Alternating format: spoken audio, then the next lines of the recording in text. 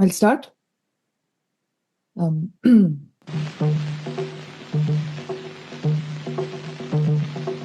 जादू मंतर, जादू मंतर, जादू Mantar.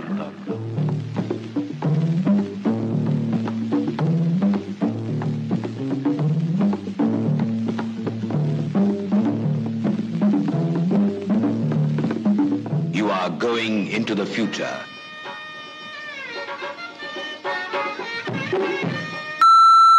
You talking to me? They always be the clothing. என் பேர் மாணிக்கம். எனக்கு இன்னொரு பேர் இருக்கு. Talking to me? The Queen is dead. Hello. Welcome to a special episode of Queen is Dead, which is an exception compared to our usual programming because this is, I think, the first time we've had a Mallu-only panel to discuss a Malayalam film here because, we have an infestation of Northeast, which we have very successfully excised for this endeavor. We are here to discuss Mahesh Narayanan's latest theatrical offering, Patriot, starring, of course, the iconic duo this time of Mammootty-Mohanlal, who I think have done a number of films together over the years, but I think it's been a while since they've been together in a film. It was kind of sort of marketed as having a bit of a studded sort of star cast, also including the likes of Fahad Fasil and Kunjako Boban, Nayantara and others in the cast. I'll before I sort of get into the film, I think I'll just ask my guests here and I'll introduce them to you. I'm joined by Mallu number one and regular of the show, Ashwin. Hi, Ashwin. How are you? Hi, I'm good. I feel like I'm here all the time. So Yeah, you've now been sort of unfortunately added to our roster of people who are going to bother ki aa jao episode karne. I am here as the fraud Mallu of the lot because I didn't grow up in Kerala. I don't speak Malayalam very well, but I'm going to pretend like I have the credentials to be on this episode. But we have Mallu number two, Arjun. Arjun, how are you doing? I'm great, Chris. Thank you so much for having me again on the pod. Looking forward to this because this is like a holy Malayalam panel on a Malayalam movie. So it will be interesting to see where, conversation goes. So, yeah. Definitely. Yeah. And we have a returning guest, I think after a good while. This is the first time I'm having a conversation with you. I think you've been in the episodes where Dhruv and the others have been there. Yes. Devi, hi, how are you? Yeah, hi. I'm good. Okay, so so before we sort of jump into Patriot itself, Mahesh Narayanan is. I actually know very little about him as a filmmaker. Again, my knowledge of Malayalam cinema is very limited, though I grew up around it. So I'm going to throw it to these guys to just talk about his film, what they know about his filmography in general, what they've seen of it, so that we have a bit of a context before we jump into Patriot. So I'll throw it to Devi, you only first. Thoughts on his work? Actually, we are very familiar. I think as Malayalis, we are very familiar with his work as an editor. There are a lot of films that he have edited, and I think that sensibility somewhere helps and harms him in many ways. So I think the first time I noticed him is, I think that is also his debut feature as a writer, is Millie. It's a female-oriented work. It's directed by Rajesh Pillai, if I'm not wrong. So I thought till very recently, actually, I thought it was written by Rajesh Pillai also, and it was produced by him. Then later, I found out that it was his first work as a writer. So I am someone who really loved that film. I mean, it had its own share of problems, but still, as a writer, I mean, I really liked that film. Then I think came Takeoff. Then I'm not sure which one is next. I think Malik, or See You Soon. Something, I think one of those two. See You Soon. Then Areep, and then I think finally Patriot. So should I go into like? Or should I? No, wait. I'll throw it to I think the Arjun and Ashwin first. Yeah, sure. So Arjun, thoughts on Mahesh Narayanan's work? Yeah.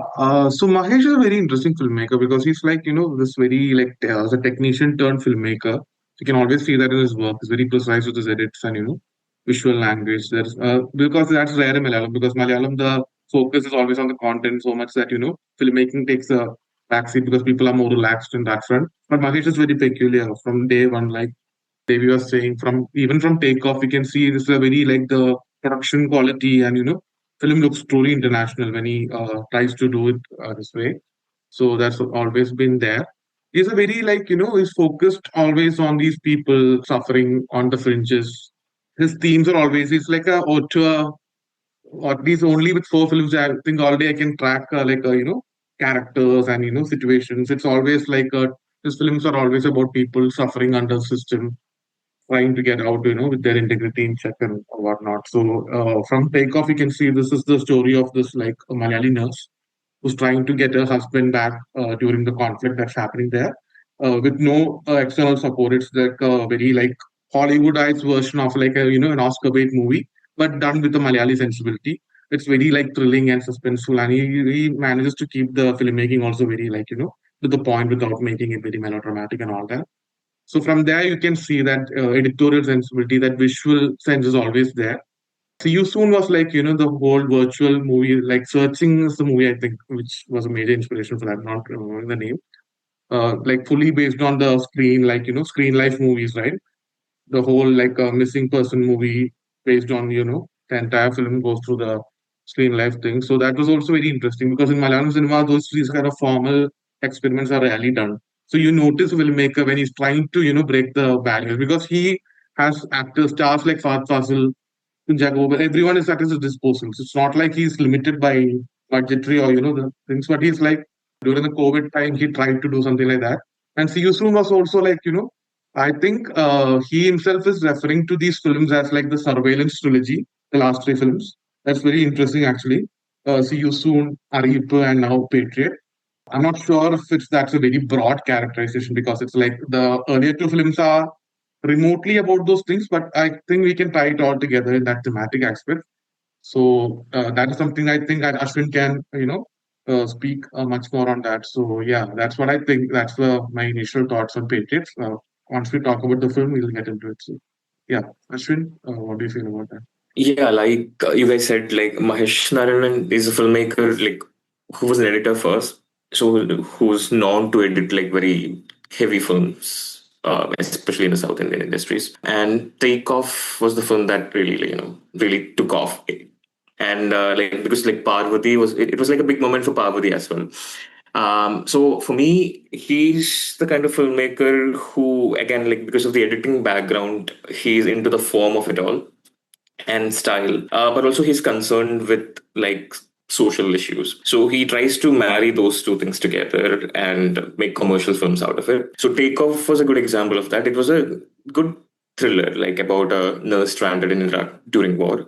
And then it was See You Soon during COVID time, which I don't particularly care for because everything that's been done, the technique of that film came directly from Searching because it uses entirely, the whole thing is screens, and the writing was kind of bad for my taste, so I didn't particularly care for it. But then came Malik, which is his gangster movie. It's basically a tribute to The Godfather, of course. And again, like it's a very ambitious project, which I really liked. So even there, he's talking about a social issue thing. It's based on a real communal riot incident happened in Trivandrum. So that is the commonality in his work. And then came Aripu, which was like where he kind of where the what do you say, the style took a backseat and he went into a very naturalistic register. It's like a docudrama thing. The performances are very naturalistic. It went to some festival and all. It's that kind of a film, which I really liked actually, starring Kunjaka Bopan and Divya Prabha. So like that's his thing, the style and the social issues thing. And then in Patriot, with all this, that the cloud that he has gained over the past decade or so, he finally landed on both big M's and Fahad Fasil and Kunchaka Bhuvan and did this thing. Again, it's a social issue thing about government spying on citizens, and I think he made a decent film out of it. So we'll talk about it, I guess. So I'll just give it back, Cris. Yeah, I was I didn't realize that he was an editor, and I very minimally aware of him, and I was looking through his films and I'm like, these are like, Devi is absolutely right, these are films that I have seen a ton of, and a lot of these films I've seen and I'm quite familiar with. But yeah, I mean, it's interesting that, I mean, I didn't know, or I knew that he edited this one, but I didn't know he was an editor in general. But that's very interesting to think of how that sensibility plays into it, because the editing in Patriot is also, I think, something we will be talking about. I think because there has been a lot of discussion also of films starring now like older stars. Like you even have these discussions in places like Bollywood, where like you have a Salman Khan or someone who can't do a lot of, or is difficult to do a lot of the action. So how is that cut around and all of these things to accommodate? And also, Mammootty's health was a big speculation around, the filming and release of Patriot. So how that factors into the whole thing is definitely something we'll have to discuss. So I'll just quickly introduce the film for anyone who's unaware. So Patriot is directed, written and edited by Mahesh Narayanan. The cinematography is by Manush Nandan. Music is by Sushin Shyam. It stars, as I mentioned, Mammootty-Mohanlal, Fahad Fasil, Kunjako Boban, Nayantara, Revati, Darshana Rajendran, Rajiv Menon, and also the person who's not mentioned here, whose performance I actually really like, is Zareen Shehab. She's also in part of the core cast. The summary, courtesy IMDb, I'll just pull up here, is a spy thriller following covert operatives as they uncover a surveillance conspiracy that escalates into a national security emergency, raising against time to dismantle the network before it silences opposition. It's a bit convoluted. Basically, the film, like these people have mentioned, is about kind of a social issue here. It's about a surveillance technology that they called Periscope, which is sort of a very thinly veiled to talk about the Pegasus technology, which was sort of a big, social issue that came up about, I think, a couple of years back. It was brought to light. And you have sort of Mammootty playing Dr. Daniel James, who's a scientific advisor to Revati, who plays a minister, and how the technology comes into the country and how that is dealt with. It's a considerably long film. I mean, it's 3 full hours, and I'm the question's very open to what do you think about the pacing and everything in general. So I'm just going to ask everyone for spoiler-free first impressions, just so that we can set like a baseline, and then we can. I think this film doesn't make a lot of sense if you don't discuss it with the spoilers, because it's pretty like it jumps into it pretty early on. So I'm just going to ask first impressions, what is the experience like, and then we can sort of go into the discussion. So I'll throw it to Arjun. Arjun, first thoughts. Yeah, so like you were saying, when you say it like that, it sounds like that synopsis sounds like a generic, like, a spy thriller, espionage movie like that. But Mahesh Narayan is like, he has this responsibility to use these two stars, like these mega stars, like Mammootty-Mohanlal, in the context of a surveillance space thriller. So it's a pretty like unique situation. I don't think any Malayali filmmaker has found himself in this place before, at least till now, because it's like, they have this huge budget. The mounting is so great that, he has to make certain compromises. So when you say stuff like, this it's basically a movie about these like discarded, chewed out rebels fighting against the system to protect the privacy of people in a very like very generic like that sort of a way. But when you get into it, there are like beats that you understand. Okay, this is what he's trying to do. So like I was saying earlier, Patriot is a movie about this like rebels, like this government person who's like helped by his former friend to get back at the minister, and his son who's like this corporate like people who are like who stop at nothing to get the personal information of this like huge number of people, and try to use it to their advantage. So it's like when you say it like that, it sounds like a Jason Bond kind of a thing, but it's like done in a more commercial grounded way, at least in the second half. I think where the movie is facing the most criticism is towards second half, which is more generic in that way. First half is like razor sharp. I think the editing and everything comes together in that half. I think formally also the movie holds up better in the first half, where you get all this exposition, because like there are so many people to establish, so many characters. The stakes are so high, so you need to understand where each people stands in this equation and all that. And you need to get the like what is happening, like what's at stake for the country and what are they kind of discuss, because Mahesh movie is always tend, like Ashwin was saying, to mix the social with the emotional aspect of it. But I think this is his coldest movie to date. I'm not sure, because even his earlier movies are cold, but I think him being like a very like formal technician, I can see that he's trying to hold back, because any other director for Malayalam cinema would have gone for the easier like low hanging fruit to say, like, in terms of the emotional payoffs and all that. But he is very strict, and he just holds on to the scripts and follows the characters. So that is something that I found very interesting. And the approach, the filmmaking approach itself is so relatively new for a industry like Malayalam, because you can see that the scale it's mounted and everything, but there is a integrity to the whole thing. You can see that the director is clearly trying to hold the truth of his story, and it is a very relevant story. It is something that needs to be told, and I think the packaging is also part of how he's trying to say it. He does not want to convolute it too much with bringing in all the commercial elements, but he's also aware that the market exists there. These stars, there are fans attached, so they will come to the theaters with expectations and all that. So I think there that is where the review part is coming in, because people are like they're expecting something. So I think once we start discussing the review part, then we'll get to discuss more. But this as a I was very impressed by the movie, even though there were like certain shortcomings. There were certain creative parts in the later half which I thought could have been done in a more refined way.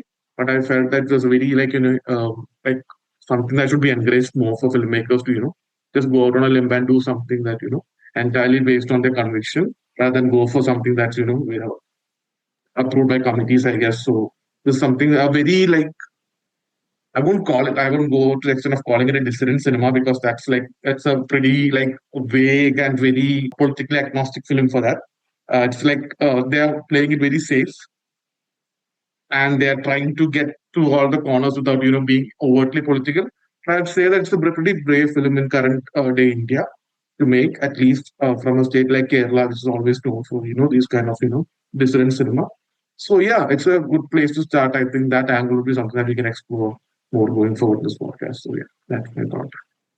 Yeah, Devi, first thoughts. How is it? What is your impression of the film?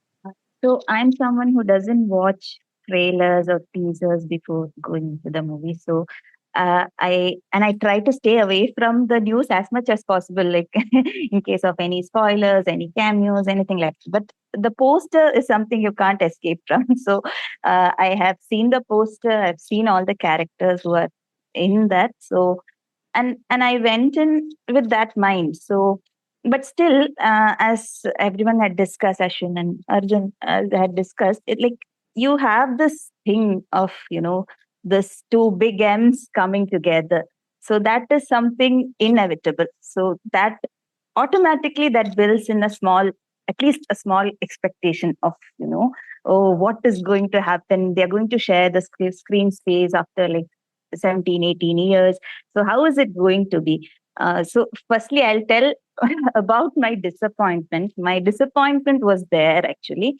It's not about entirely fulfilling the star power or landing up. I mean, Mahesh is not a filmmaker like that. We all know how he is, and like how grounded, how subtle his storytelling it is, and that comes in Patriot also. He is framing something like that. He's not in for mass masala. He's not in for like a huge kind of pan-Indian showcase or spectacle. That's not what he's aiming for. I'm fine with it, and I'm happy it's like that. But the point is, like, still they are coming together. It's Mammootty and Mohanlal, and we can't. They are playing characters. They are playing Daniel James. They are playing. He's playing Rahim Naik.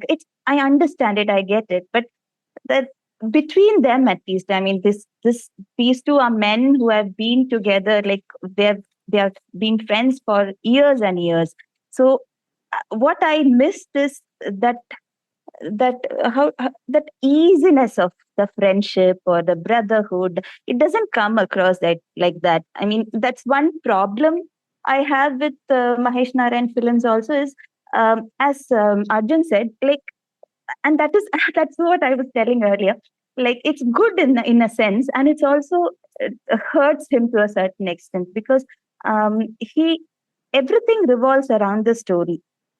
Like, its story or the script is his main investment. But the problem is, when the story, it feels like all the other characters become tools somewhere along the way. And that is where I think the emotional disconnect happens. Because you have a very, like Ashwin was telling, very socially relevant, strong subject. You are a very technically proficient person you come from, like how Amal Niradis or maybe Rajiv Ravi is. They are all they come from that editor, cinematographer background. So you don't have anything to worry on the technical side. And even in Patriot, I felt the same. Be it music, the cinematography, everything is done to help the script, help the narrative, help the story. But the point is when the characters are like, it feels even in Takeoff, I had actually a very similar problem where there is a slight, like it's like you are like a documentary filmmaker, like you approach it with a certain distance. You are watching it distantly and you are telling a story, which is why it is so real also. That's why it's very confusing that way. Like, so, but still you feel that is also the reason why you feel there is an emotional disconnect. It is real, but the characters, but since in Takeoff, Parvati's character is so beautifully fleshed out, you don't feel it to this extent. But when it comes to Patriot, I mean, to be very frank, the one character I really loved and which I felt like was written with so much of intent is, I mean, other than Mammootty's character, other than Dr. Daniel James, is Revati's character. I really liked, and her performance was also beautiful. But other than that, even Zarin, I hope I'm pronouncing her name right. Zarin Shihab. Is it right? Yes, Devi, go ahead. Yeah. So, Yes. so I really loved her in Atom, and it was surprising. I mean, I didn't know she was there because she was not in the posters. Or maybe I missed out. And I mean, and she did her part well. I'm not complaining, but still, I would have taken something more from her. But I understand it is Mahesh. You need it. You need Saran for like a tool. Like all the characters are there as tools. I mean, these are the different ways I was just thinking in the theater. I mean, sitting there in the theater and is just trying to analyze like what is happening. But still, uh, to a point, I was actually justifying him also by the end. See, this story is everything. We shouldn't look at it like it. I mean, all these are, but still, it should. I still felt an emotional disconnect, which was way. I mean, as Ashwin told, Aritpa is the film that I really loved. And even See You Soon, after that, See You Soon. And Malik, to be very frank, on a commercial, on a bigger scale, if you take a film that Mahesh Narayanan did very well, was Malik. I really loved it. And Takeoff is basically, I loved it more because of the subject it dealt with and because of the performances. It was beautiful. But when it comes to Patriot, this distance, of this emotional disconnect was way too high for me. That was one thing. And the second thing I wanted to tell is what I was referring to. I think that is where I started off, like the Mammootty-Mohanlal moment. I'm not expecting the BGM to rise, and I'm not expecting oh my God, like this is but okay, just even in that scene where they're traveling in a very humble Tata Safari, I wanted at least a very playful conversation between them. They are talking about who's going to die first, and even that felt very mechanical and very very cold, like how Arjun was telling. Like it felt very distant. It was very it didn't feel like two people who are conversing. I would have actually, and I'm not a script writer, but I would have actually wanted something like on the lines of like, say, can I shift to Malayalam for some time? Please go ahead. Yeah. So we have gotten permission from Dhruv, so I apologize to any non-Malayalam speaking listeners, but we have gotten the thumbs up from up top. So Devi, please go ahead. No. This was my, since you were talking about what are your first thoughts. This was my thought when I was just sitting there and watching. Like Rahim is someone who lost his leg during a war, and even Daniel's character is portrayed as an alcoholic. He's weak. He's physically he's weak. So imagine that kind of a conversation between them instead, എടാ ഈ ഒറ്റക്കാലം കൊണ്ട് നിനക്ക് ചെയ്യാൻ പറ്റുമോ എന്നൊരു conversation. Just this is the bad script writer in me. But someone like, I'm just telling some kind of playful familiarity. If it happens between them, it would have been like, what would be your conversation be if you are two friends, and you are in the same building actually, and you're just one stair below, like beneath, and then the conversation is so like, you are still being colonel and doctor. You're not being the friends that you are. I just felt that. So I missed that. And the only thing, and to be very frank, I came back and watched the trailer, and everything, all the good shots that were in the movie are in the trailer.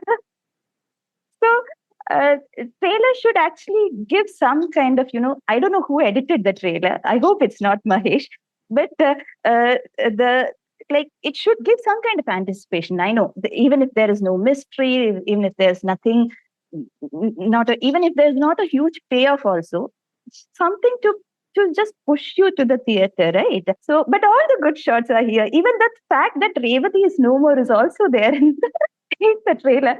Any other shot of her in the hospital, but anyhow, that was what I felt. But as in how Ashwin was telling, like, it's a decent attempt, it's a decent movie. Just that these are my complaints, and it's as Arjun was telling, like, it's very difficult to work with a huge star cast. That is always there, and I don't understand why they brought in Nayanthara. I mean, anyone else, I would have believed. It's not. I could still see Nayanthara. I didn't see Dr. Daniel James's wife. I mean, she's in that same attire. You see her in the Telugu, the remake of Lucifer. I mean, just that it's the same makeup. It's the same. I just felt it's the same person from there. They have picked it up and placed it here.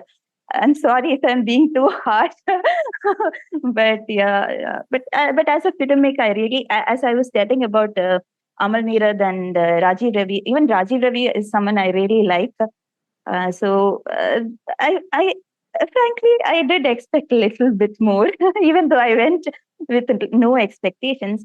And the first half was very tight, very neatly done, and how he has approached the story, how he has approached even the character a certain way, and the conversation, that like little tiny bit of conversation that happens between Revati and Mammootty, it was really nice, and it's really refreshing. At least if that kind of a camaraderie or friendship happened between Mammootty and Mohanlal, it would have been far better. No, Devi, never hold yourself back from being harsh on here. We love being haters. So you have your full permissions to be as harsh as you'd like. No, Ashwin, yeah. no, go. You were saying?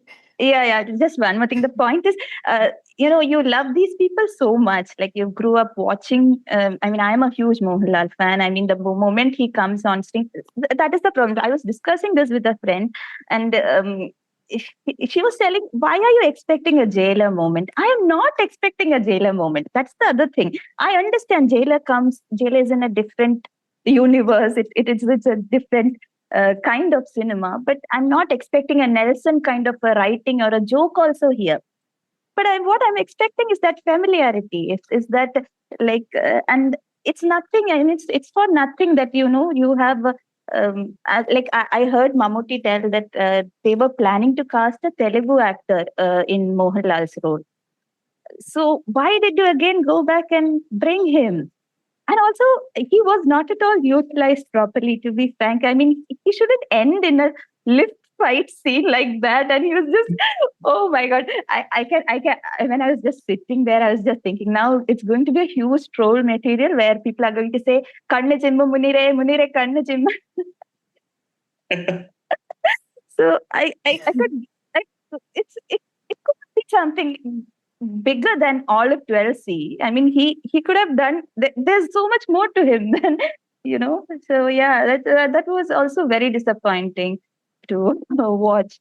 I thought it would have been all this weight would have actually went. And to be frank, individually the fight scene choreographies, I liked it. It was not that bad. It was even for Mammootty, even since you were telling about his health concerns, it was okay. It was nice. last time I saw him, this energetic, maybe Turbo, or I think Turbo in a fight scene would be that. So I was happy. I was really happy. Even in that, that was one. That was the only moment I felt nice. Like when that also was in the trailer. Like the Tata Safari where he, climbs up and then there is this. He shoots and then Mammootty is in the backside and there he's shooting. That's the only moment, and that ends so soon. I mean, yeah. So well choreographed fights, considering their age and everything else, but still could have been a lot, lot to be worked on in terms of character. I'm going on and on. Please. Yeah, sorry for interfering before Ashwin. I'll just with No, Ashwin now.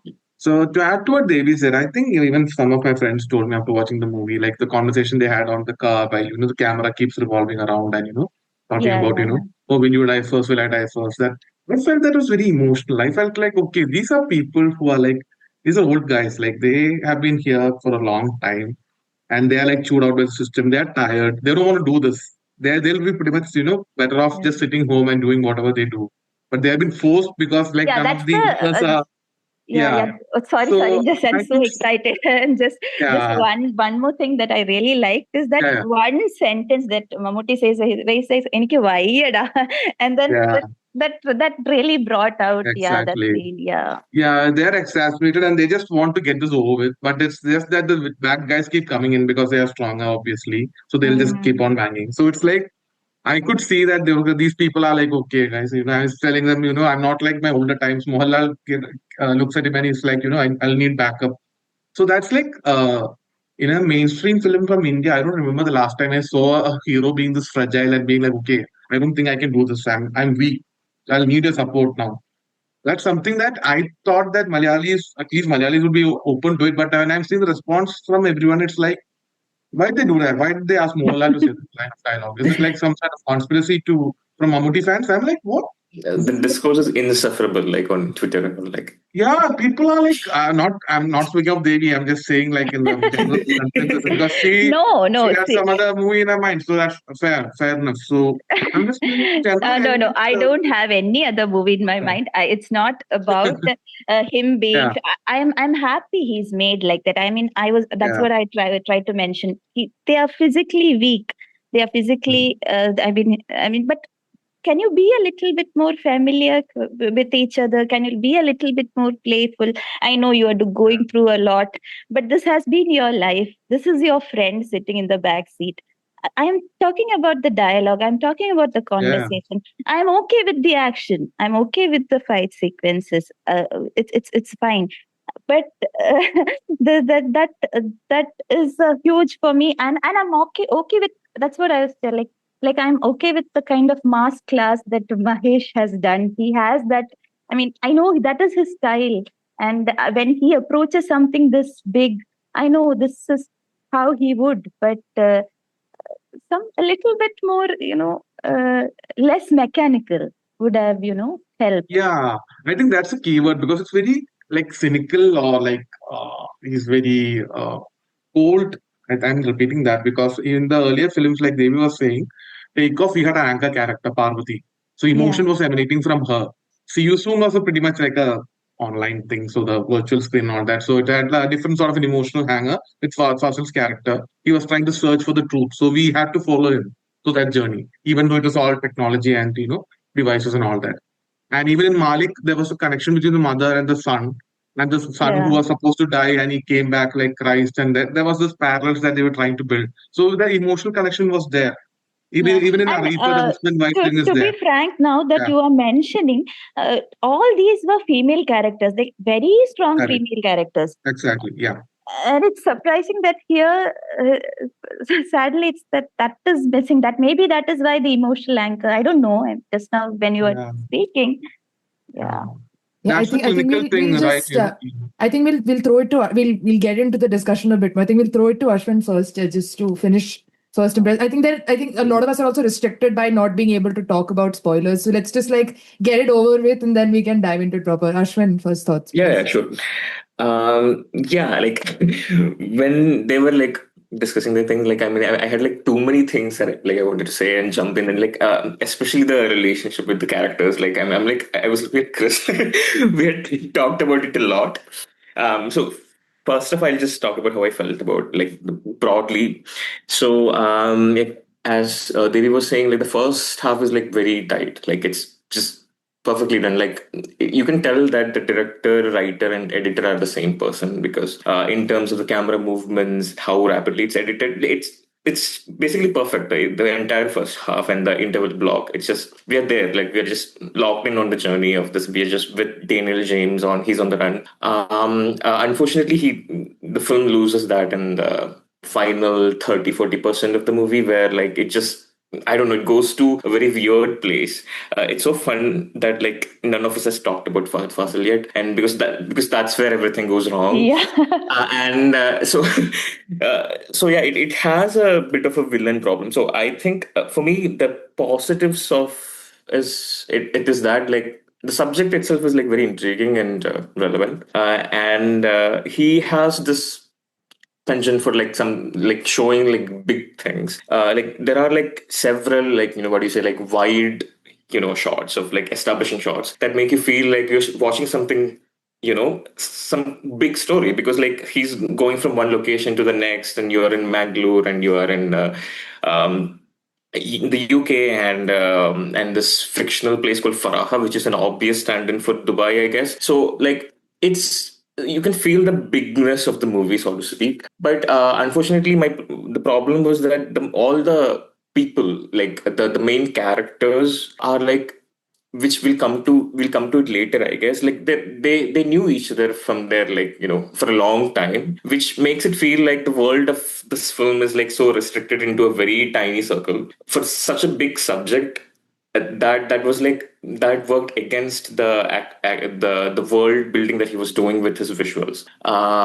So one thing that really worked for me is that the influencer montage in this Faraha, like I feel like the idea of, like, us like putting our lives out there as like content creation, like and just, like voluntarily like surveying each other and putting it out there. That thing was like very beautifully done in that entire montage. It's very energetic. The use of music in that, the way Mammootty talks through his vlogs, and I think some things that he speaks, the way he speaks is like, it feels like a very slow rap, like in certain sections, like the way he says. So the use of music, the editing, and that energy, and the whole thing, and how the story itself like includes influencers into the mix of it all.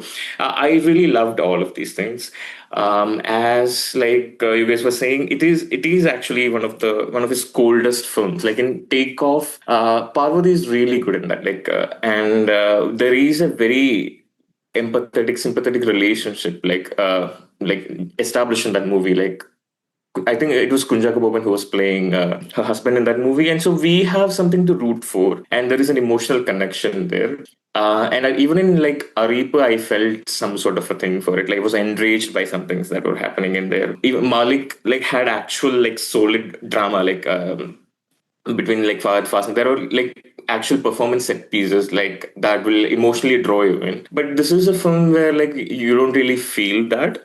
In a way, it is like it's helpful for the subject matter, I guess, to keep a, like put a distance between us and the characters. But in the end, like it doesn't really, work. I think the in towards the end of the movie, like it's not like, I mean, this is kind of the movie that should make you feel enraged at the end of the movie. Like, audience should leave the theaters thinking this is something that happens to us, and we should do something about it. That kind of a, that it should be like call for an action kind of a movie, but we don't really get that kind of an emotional. The film doesn't really manage to elicit that kind of emotional reaction out of the audience. That was my main problem with it. And this Mammootty-Mohanlal thing, I think they were both utilized pretty well. But again, because of this emotional disconnect, some moments towards the end didn't really land, I would say. I think Mohanlal was used quite well, but like it just like I think we are not talking about spoilers yet, but there are moments towards the end of the movie that should have really hit hard to all of us, but it didn't actually. Just there's one particular moment where like I'm like I lost, like the film lost me, because after that like I didn't really feel anything during that moment that I should have felt, and after that it was just like completely derailed. So yeah, but the thing is like, but for a 3 hour long movie about like such a serious subject, I was pretty much entertained for the most part of it. And as Arjun was saying, like this, we never really get to see like such fragile heroes in literally any other industries in India. So I'm just that's just, you have to admit that, and I mean, we have to highlight that part. And the general reaction to this movie from Kerala itself just is like very mixed to negative. So I have to reiterate that it's actually a very solid movie, that people are just expecting something different from it, like because like, the general idea of this pan Indian thing, or like the big multi-starrer thing where you get all these actors get like their big moment, big intro, that thing, people are conditioned to expect such things from these movies, and this is not a movie like that. And I mean, anybody who's familiar with Mahesh Narayanan shouldn't have expected something like that. I feel like people have expected such a film, fans of both actors. So I think that's one of the reasons for the general disappointment. The movie has its flaws, but this is not one of its flaws. So yeah, I guess like we have a lot of things to discuss. So let's. I guess Cris will start off with some discourse on. There are so Yeah, many things. Yeah. I'll just start with my first impressions. Also, which is interesting because Oh yeah. neither do I know much about Mahesh Narayanan's work, and also again, I'm not the most exposed to Malayalam cinema. I'd watch the big films here and there, and but my reference points are the less competent stuff in Bollywood and sort of other adjacent industries. So I the things that you like, some of the things that you're saying that people are disappointed about are exactly the things that made me really interested in the film, right? I'm really sorry that I'm going to go here, Arjun. I'm going to start right here. Is that, my reference point for this is something like Empuraan, which is a film that I very famously cannot stand. But the fact that the first time you see Mammootty in the film is not a slow motion entry shot which takes like 5 minutes to unfold, is like a breath of fresh air. And very much I think all of you are talking about like the character work and stuff. I think for me, and I was really surprised. I went on like a 9 a.m. like first show on like a Friday morning, and the hall was half packed, which is not something I usually see. But and there was a decent audience reaction, at least in the theater I was there in. But what I was really surprised by is the kind of like sort of coldness. Like this is the kind of film where I don't expect a lot of character work from. Like these are the kind of films where kind of the plot takes over. Again, I don't have reference to Narayanan's other work, but I'm saying in a genre sort of space. So what I liked about it is how dedicated it is to its sort of plot construction and going and sort of really sort of in establishing a very specific world it's in, establishing its sort of stakes really well. Like you guys said, the first half is really, really well done. I think despite it being 3 hours, it really, really doesn't feel that long. Like I still think it's a bit over long. Like by the second half, because of a lot of issues that we're going to discuss, you get a bit fatigued, but it doesn't feel like it's a 3 hour film. That I will definitely give it. But and of course the Mammootty-Mohanlal thing, I think Ashwin and I here are going to be disagreeing with Devi in that they are sold as roommates in heavy coats, which is to say that I felt like they sold their dynamic is quite homoerotic, which I am always here for. I know people are going to disagree and people are going to this thing, but I am dying on that hill. I was like, yes. I mean, those lingering shots of them holding hands and looking in each other's eyes. And I was like, yes, I got what I wanted. And I really like that the film didn't go for the kind of bombast, because even with like Mohanlal, right, I'm very openly not a fan of his recent work in a good while, and I feel like a lot of the stuff that annoys me about his performances is toned down here. He gives that role really well, and he doesn't take over at any point. It's the moments are shared between the two of them really well, and they sort of that I felt very much that I don't know if it's the camaraderie, but like that I am there for you. That kind of thing was like really well done between the two of them, where, where you even get, with the backstory, you get how sort of Mammootty was there for Mohanlal and how he sort of compensates as, or sort of, pays it back as such. But yeah, I think the editing, the only thing that I was going to say about it is there are spaces, like for me, the action sequences are a bit of an issue where, like, I'm not saying the choreography is bad. I think the choreography is decent, but it's visible how they've had to cut around specifically in Mammootty. In like, I would say, for example, there's a fight sequence inside inside an airplane where you can visibly see that the camera work and the editing becomes a little bit janky because it has to adhere to the sort of physical restrictions of Mammootty being able to do that scene. But again, it doesn't bother. I mean, again, I'm sorry, I'm going to be a little bit of like recent Mohanlal film hater. That is my role here.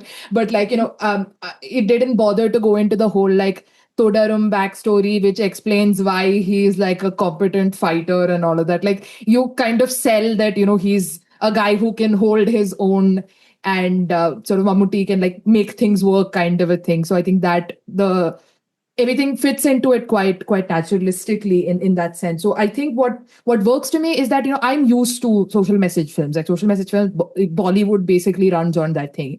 But what I like about Narayanan's treatment is that he makes it into a really engaging drama without having to beat it over your head. And part of me really likes the cynicism of the ending, right? Like, a call to action is obviously the ideal kind of an ending, but to me, a kind of, yes, the emotional lacking is there, but a kind of, this is a kind of, half solution, and it's a sort of slow rollout, and he's kind of like, how things are improving. It's more like, we will have to make things get better, sort of procedurally, and it's not going to be like, a big big gesture that's going to fix everything, kind of a thing. Or, even people getting up in arms will actually make a difference is not what the film goes for. And I like the sort of cynicism and sort of distance of it considerably.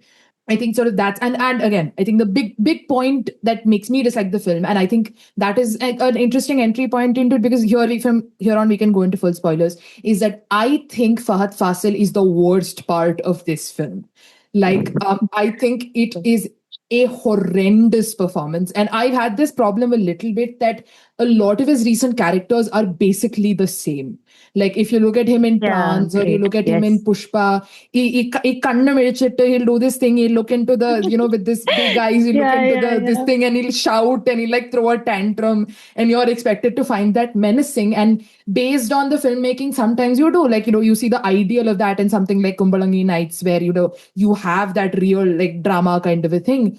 But here I'm just like, I feel nothing in the I don't fear him. I find him annoying. I'm like, and I feel the problem is also that I feel his character is really poorly written, in the sense that you could like cut up all the stuff that he does and put it into different characters, like the minister character, who's like the big person who the whole conflict revolves around. You could excise that thing into, say you make Kunjaku Boban say less sympathetic or whatever, and you could have entirely excised that character altogether. I found the character itself superfluous, and on top of that, I thought his performance was just really, really bad. So I think, and that's a good place to sort of pick up from. Anybody has thoughts on it, please? I think I'll go with that because Fahad is like, he's someone who's been just designed to be the hype man for Mohanlal Mammootty's character at a particular point in the film. He just goes, okay, do you know this? Do you know who they are? It's like the John Wick character, right? You're building them up and you're saying, okay, this is the character. But after a point, he's not able to rise above the writing because it's like his father's character, I think it's JPS, and his character, they're just shown as these routine villains, system is exploiting the poor, no one cares, that sort of a thing. So they don't have a backstory, but the Mahesh tries to do a thing with the flashback, which I found very interesting, with the whole, airplane episode and, trying to save the son and all that, which I've, in the back end, when it comes back, it hits you hard. That's sort of a smart writing that you can do to, make interiority to a character, which is like pretty vacant up until that point. So that worked for me, even though Fahad's performance was all over the place. He was just shouting. None of it was clear. I didn't even understand what he was trying to say, what he's trying to do. I thought Rajiv Menon was good. I thought he did a good job, pretty much being a very, like, sturdy, like, villain, just roaming around and showing that, he's like nonchalant about everything. But the only thing is that he can't connect with his son. But I don't think that's exploited further in the movie. It's like just examined very superficially. It's just there like a thing that, a narrative's trying that he just threw away after a point. I think maybe something is lost in the editing or something because there's a scene between his father and son in the conference room at a point, and they start shouting at each other, and just Fahad just, silences him and he just walks away. And I was like, that's it. Like nothing happened. I thought some revelation was going to happen between the father and son, and nothing. It's just, the father just, quickly takes the air and he just walks away. So it's like that sort of writing shorthands did not work for me too. So I thought if in place of Fahad's character, if it was like a little more developed, you had a little more agency for the villain and showed him, okay, why is he doing this? Why is he turned out this way? But the film does not do that work for us. We are just meant to understand that okay, these are like bad James Bond villains, just plotting and making plans for all of the world, that sort of thing. And to continue with the emotional framing, right? I think, like I said earlier about the emotional characters, anchor characters in the previous films, I think Daniel James is the protagonist here. There's no doubt about that. So when you have a cold character who's like an alcoholic and who does not speak much, and he's very like keeps to himself all the time. So you don't have someone, you don't understand why is he doing all this. You get a idea about his flashback, where is he's coming from. He is this like big figure in Indian politics, and he used to be like in the ministry and all that. He used to help these ministers with all their work and all that. You understand that, but you don't get him as a person. He's just like a blind figure. At a point, he's like threatening a person, calling that his daughter will not be safe. Then after a point, then you see him like just shouting at his partner for some random reason because he wants to have this plan work out. So it's like a very like cloudy figure. So you don't understand the character. So if you don't have anyone to root for in that way, because I don't think the emotional thing is the only problem here, but I think that coldness affects the movie in a way because you don't understand. These are just ciphers. Like Daniel is a cipher. Mohanlal's character is a cipher. Fahad is even a cipher. Pujagovind is like a nothing burger. It's like a bland character. I don't even know what they were trying to do with that, the redemption arc and all that. That's a separate conversation. But yeah, so these kind of decisions, this is like very clinical filmmaking. Like, he's just trying to get the point across, not working. So even in a Jason Bond film, we are comparing it to these films, right? You get the stakes, you get why these people are acting a certain way. So you understand the psychology and the character writing at least, tries to push you towards that end. Okay, this is why this person is doing this thing. But here you don't get that. You just get an idea. Okay, this is what the plot wants them to do. So they're just following that path. So that sort of a thing. Finally, I'll just add this point about the filmmaking part of it, right? So this comes under a lineage, right? So Mahesh has always talked about films by Vishashi and T. Damodaran from the 80s Malayalam cinema, political thrillers about these, that married social issues with the real drama and emotional core and all that. He's always talked about Costa Garvez films. So I'm like, okay, that clinical approach is something that I get from where he's coming from. He's like watching these Greek films about this political conspiracy and all that. So he gets that angle from there. So that is something that I think Ashwin and you guys can, further examine and see, okay, what is the filmmaking approach? And have you seen such films earlier in other languages where this kind of, docudrama sort of like clinical efficiency is maintained in the form? So that's something that I think we can discuss. Yeah. Ashwin or maybe Devi can go ahead. Yeah, actually, I agree with the Fahad Fasil performance and writing. I mean, as Cris was telling, like completely the trance mode in the first shot itself, how he's jumping up and down before giving a speech, and there's this like wide-eyed. Yeah, I get that, and I felt the same. Though he's a wonderful actor, unfortunately, he's being somewhere boxed into this very familiar kind of this agitation zone between Shammi and his trans character. So it's somewhere there. So yeah, and that as you have discussed, the character is not at all well written. And villain should be more stronger than the hero for a film to at least of the scale to work. And one more thing I wanted to add I was just thinking while you were all speaking about it, and something I felt is like it's a very tricky balance, to for something very subtle, like how Mahesh would tell a story, like his storytelling, to meet emotion. So, and that too, when it comes in when a film is mounted as some a very big film in terms of star cast or in terms of the budget. It's still a big film. Patriot is a big film. So that subtlety meeting that emotional payoff, I think somewhere, yeah, that's quite tricky. But when it is like when the films are smaller, I'm not talking about Mahesh films. I'll just tell an example. Say Dilesh Pothan's films. These films are very small, and I think that subtlety and that I mean that is handled very beautifully. I'm not sure whether it's only the scale, whether it is. I mean, writing also plays a part, maybe, but that subtlety meets that emotion. And what happens here is, I mean, somewhere you feel that emotion is held back, whether it is because of writing or whether it is the performances or whether whatever the reasons are behind it. In, I mean, even through subtlety, you can distill these emotions and you can portray it. That's what I believe, and I felt missing here. So that say in Takeoff, there is this sense of urgency that you feel. And as Ashwin was telling earlier, the canvas is very big. The backdrop is huge. And here, even though it is presented as such, finally you are limited to these few people. Yes, the story limits itself to this. Maybe that is also one of the reasons, and that sense of urgency might actually do a lot of heavy lifting for the film. But here, that also doesn't happen much.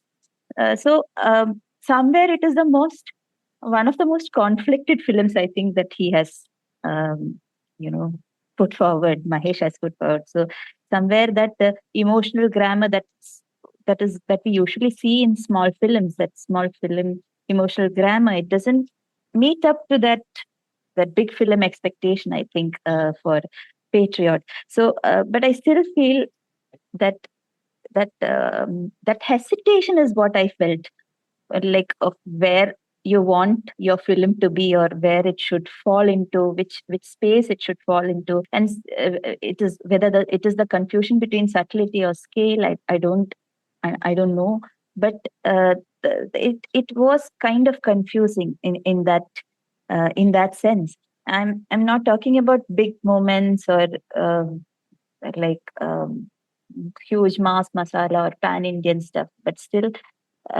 as he was telling, even in Jason Bourne films, you understand what I mean. You can feel the urgency, you can feel the what is at stake, and I think that is the base of any movie. That connect should be there. I mean, I really am someone who liked Lucifer, but I hated. I mean, I didn't like Empuraan at all. So I mean, I'm not bringing that into this conversation because these are No, you very should. different films. But yeah. You should. We've been waiting for Yeah, you it. should.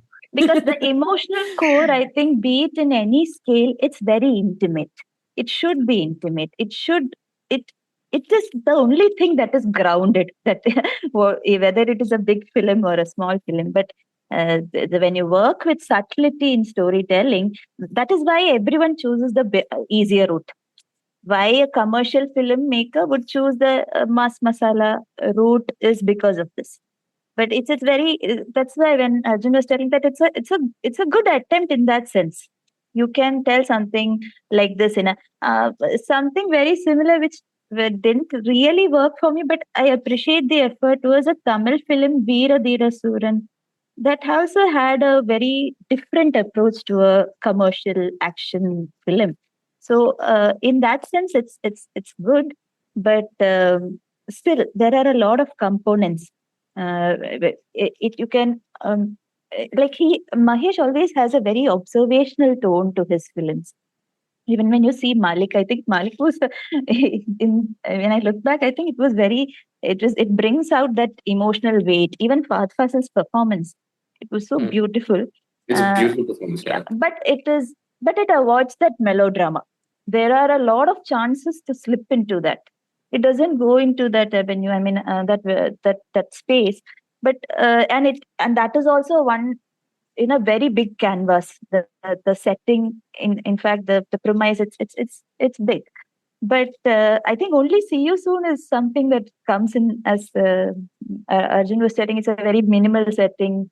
But other than that, I think all his films have something. The canvas is actually big, but here that I think it because of how how do I put it? Like how Ashwin was telling from when Ashwin was telling about it, I was just thinking like beat any film of any scale, where it should ache. Where we should break, and that comes with the intimacy of emotions. So when the core story is so, in fact, it's so beautiful, that idea of data piracy and how Cris was telling, when we leave the theaters, I mean, we should have that in our mind, like I mean, we are going through it. I mean, that thought should be there somewhere to pick up from. And the idea of him turning into a vlogger is something I really like. And that was really nice. So there are certain aspects that I like, but on the whole, it is when you dissect, deconstruct, and analyze it that you understand the essence of what he was trying to do. But it should come across very naturally in a you know in a film like Mahesh Narayanan, with a filmmaker like him. And how Arjun was telling, Ivy Shashi and Damodaran, I think I've seen a lot of films from Ivy Shashi. It's maybe it's because of the time, also the era that they worked in. Usually all such films in those in the 70s 80s time, it's very direct.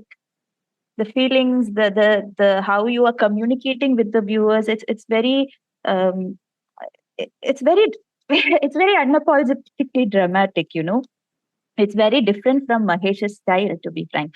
But Ivy Shashi also, there is a lot of I mean, issues that deal with human conflicts, class, politics. I mean, he's known for that. So but it when you compare it to a Mahesh film, it feels a little bit larger than life kind of an approach. And and more than that, I felt it's very direct. But it and the how do I say it? Mahesh has a very since he tells it very subtly. His storytelling is so subtle. His emotion is very internal. We decipher something, or we from like it takes a while to brew and just come out. Well, Ivy Shashi and all, it's a very direct experience. It's very external, and it's the drama.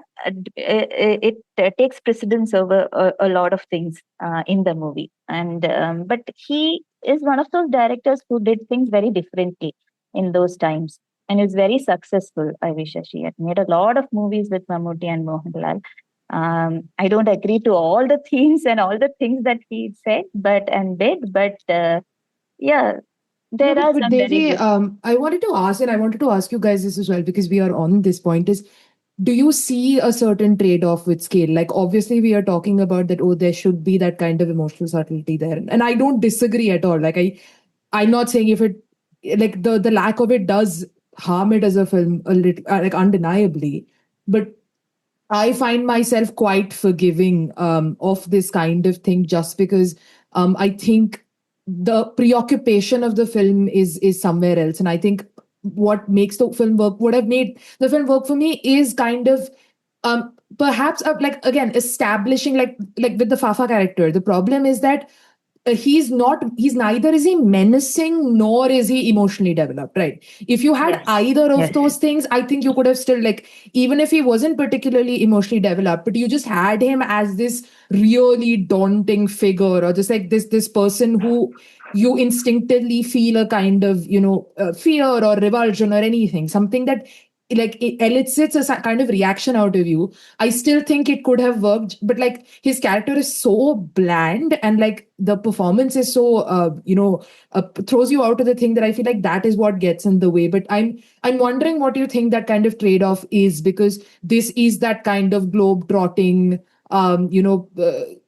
big budget kind of a thing. And because, like, for example, my reference point apart from Empuraan is something like, say, Jawan, or like, the Atlee style of filmmaking, which is a similar kind of, you take a social issue and you put it through. And again, if you think something like Jawan, that is working on like very broad, like Bollywood level melodrama registers of emotions, right? It's, the Deepika Padukone is this character's mother, so she's, get the full song sequence inside the hospital, sorry, not the hospital, the prison, and all that kind of thing. So that's a very different emotional register. But like, what do you think that kind of trade-off is, and do you find yourself more sympathetic to it because of that kind of trade-off?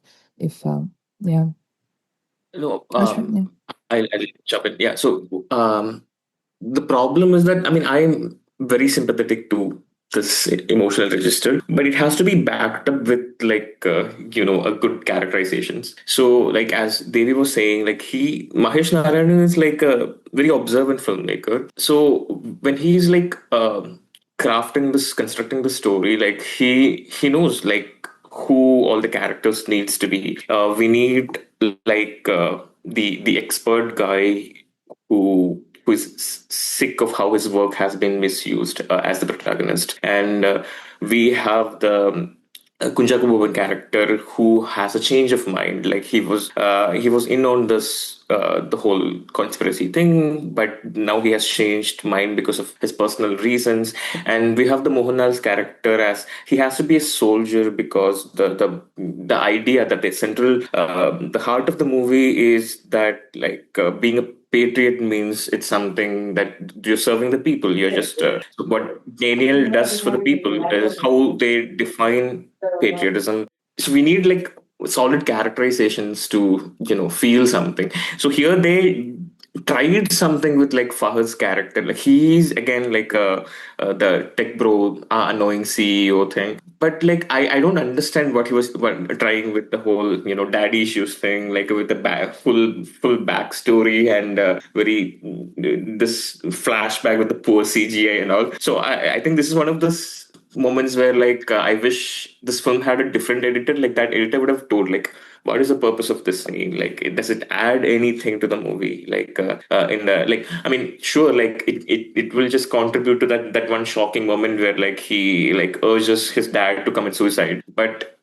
outside of that oh this guy is a psycho thing, which we know from like the very beginning, like as the character itself is like introduced. So this it's kind of odd that like only like Fahad and Kunjaku Boban gets like actual characterizations. Like they have some interiorities, but they're both kind of useless in the story. Like they're not particularly interesting, and Fahad's characterization, this especially the daddy issues thing, like doesn't amount to anything. So I think what we all are like complaining about, like the emotional disconnect, is not particularly because of the emotional register that he chooses to work in, like which I think is the right register that he should be choosing. Like it shouldn't be. I don't want an athlete like melodrama thing. I hate Jawan, by the way. So like but the problem is because the characters like Mammootty-Mohanlal, like all these characters like lack any interiority. They don't have solid interpersonal connections. So without that, without them feeling like actual human beings, it's very difficult for us to like emotionally invest in the whole thing. And there's also this girl, like there's a like some 16-year-old girl who is in 11th standard. Like that's the case, like that's the single like handpicked case for us to like they focus on, like the whole laptop scam thing. Even there we don't know the character as such. We don't have any sort of connection. Nothing is established. So maybe it is like an inherent issue with like a movie of this scale. But I think they could have cut out a lot of things. Like Cris was saying, like the entire if you like remove Fahad from the movie, it doesn't really change much. So like if so they could have done something better with the writing, which is something that I feel like I keep saying about movies, Malayalam movies especially these days, because they're all technically sound. Like in all departments they seem to be sound, and we have good performances as always, consistently good performance, like in as leads and like in supporting roles and everywhere, but the writing is just not there yet. I mean, I think that's my takeaway about the whole thing. It doesn't feel like they've written too many drafts of it. I kept thinking, because when you are doing like a very big subject like this, a very current subject like this, it would have like if it were a TV series like Succession or like Industry or anything, they'll have a writers room with like a dozen people from of different demographic like contributing to so many different things. So that's not happening here. It's just this one person writing the whole story. So that is, I wish they had like, he had co-writers to like contribute to it. He had like more, they had done like proper consulting or whatever. So that is a big drawback to this film. Speaking of which, I wish most Malayalam films had like female screenwriters, because like the women in this movie, like Yeah. what? Yeah. Like, I mean, Revati is probably the most interesting character, and she's dead in like 10 minutes. And Nayantara, you guys mentioned, like she's just standing there. Like I was very disappointed, because like when they introduced her, I'm like, oh yeah, she's in it, and she has such huge screen presence. I'm like, oh yeah, nice. Okay, they might take it somewhere, but it didn't go anywhere. She was in like 2 scenes, like 3 scenes. She's this bold woman thing. And who else is there? Sareen Shihab was good. Darshana, I mean, yeah, Darshana is Darshana is the, I don't, the dead wife thing. Like they had the song and the whole, bedsheet thing. So I think the women are just not there. Like, no, they have that's, pushed back Ashwin on the Nayantara thing, right? I'll just quickly confess that. I think the yeah, casting was the gimmick itself. Like, you needed someone yeah, to register the presence there, right? Like, it was a it's not stunt about the casting. university, yeah. Sun casting, yeah. Yeah, sure, Just sure. It was to, a stunt casting. See, you know what yeah. film where it worked? Like for me, you remember Prithvi's film, Alfred Putin's movie Gold. I think in that movie, casting the entire really worked, because to me, it's a film that everybody hates, and I think it's like. Entire movie is like a fantasy of a middle class millennial Mallu man. I So agree on that. to end that movie with having like connection with Naintara is literally like the dream thing, and I think that was the perfect stunt casting there. But here and all, and why waste her time? Like, I mean, I don't understand. But with Mohanlal, I think it actually does make sense. You have, as I was saying earlier, like you have this character, the Daniel character, who cannot stand the idea that his work is being misused, who is a principal character. So to as a foil to that character, we need an actual soldier in a way with similar caliber. So I think that casting actually worked. But and to me, like as this was saying, like the character, the interpersonal relationship between them kind of clicked almost right away. And I really, like, I was telling him yesterday how it reminded me of, like, Hugh Grant and Daniel Craig at the end of the Knives Out 2 movie, like, like it's just one scene and you immediately get they are a gay couple in that movie. It's the epilogue of the movie film. And here, when they're like holding hands and all, I'm like, yes, it feels like that. And they're literally living in an apartment where he has a stair that opens up into this apartment. I'm like, it's right there. I was just totally They were feeling roommates, sir. They were roommates. And You guys are reading too much problem- into it, Ashwin. There's no homoerotic angle. No, I'm no, sure. no. Knowing Mahesh Narayanan, I'm sure there's no thinking The that. point of I homoeroticism don't know. is not that he intended it. It's that it Okay, turned it's out there. that way despite That way. his intention. Yeah, that That is might be what Exactly. is being Yeah. pointed Yeah. out. That Yeah, might my be true. point Yeah. is that no, it's not. Pretty sure, like 99.9% he didn't intend that, but it came across that way. The Like they've subtext been you get with, now, yeah. yeah, it came out that way. I feel, which is why I was very disappointed with the death scene of Mohanlal. It should have hit way more harder. They kind of screwed it up. Like, I mean, I Yeah. feel like if it were written better, I would have felt really like sad, like that moment, but I didn't feel it that way. I saw it coming and it felt very abrupt. Yeah. And yeah, so like, that's where the film lost me. No, I think But that scene is really interesting, right? Because there is an argument that, if you're going for a more grounded, even in a commercial template, there is some value to not do it bombastically, but that doesn't mean you can't have no emotional reaction at all. right, I think yeah. I think what they were trying to do is there's kind of 2 scenes where they kind of try to compensate. One is, or like sort of 3. One is when Mammootty's character sees Mohanlal's like dead body, or like that is one scene. The other is when you find out that, oh, even in his death, he left message kind of a thing. There's that one scene where then it's supposed to show that, that is how much they cared for each other. And then obviously you get the ending, the very ending, where, so I feel like they had the moments in mind, which like they knew that, okay, this is what I need to bring a certain gravitas out of the thing. But I think the execution was lacking in that, even in trying to subvert the expectations, instead of having it like an emotion, be like something that you linger on instead of something you get like hit in the face with, it just ended up not manifesting at all. Where you're just like, oh, okay.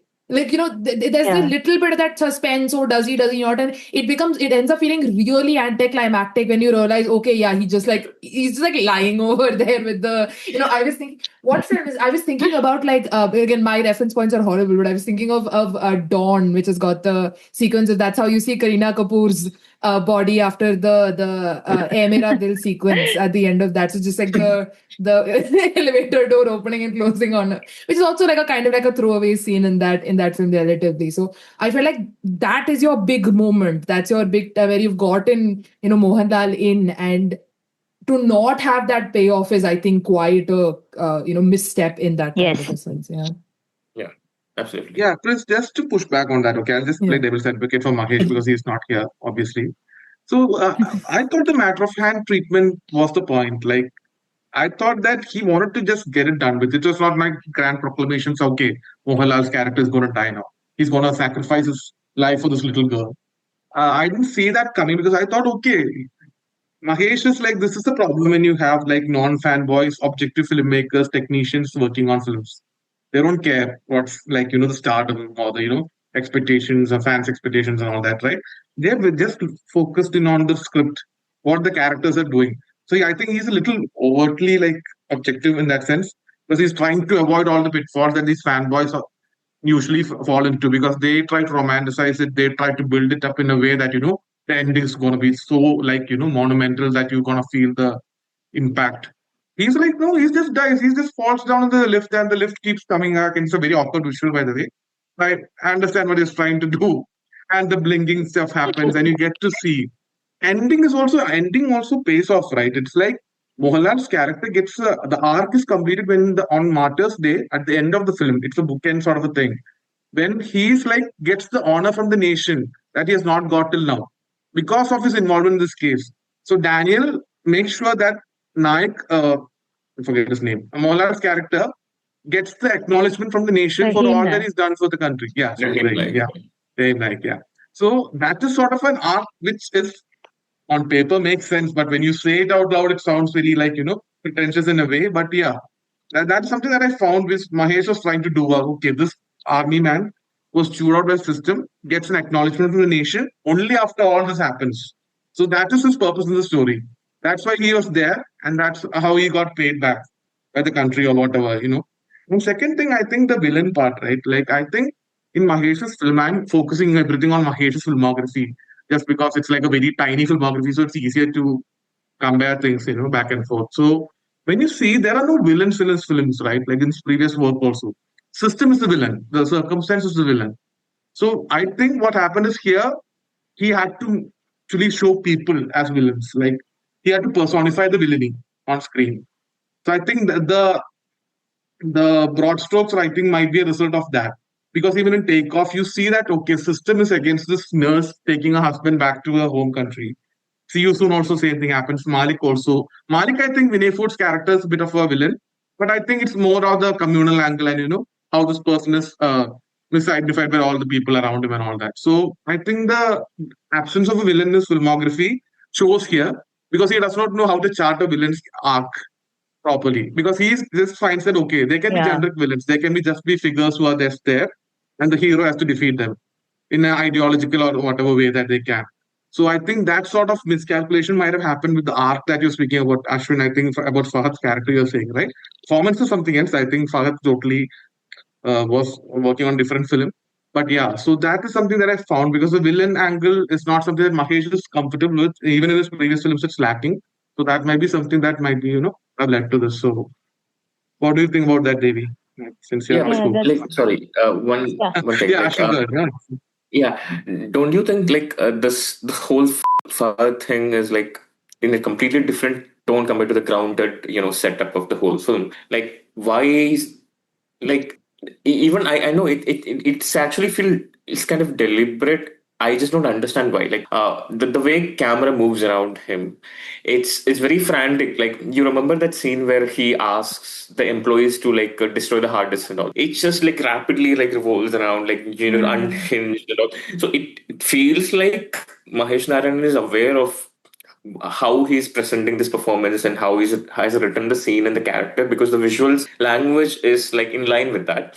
My problem is, why is it like that in this movie when the rest of the movie is far more grounded, and the whole set piece after that, like, you have all these people, like, writing and just entering that their building, and then there are, like, some literal fireworks, like, thrown at his car, like, I Totally random. what? Very random. So It it felt feels like like a very, proper tonal problem, right? Like yes, yes.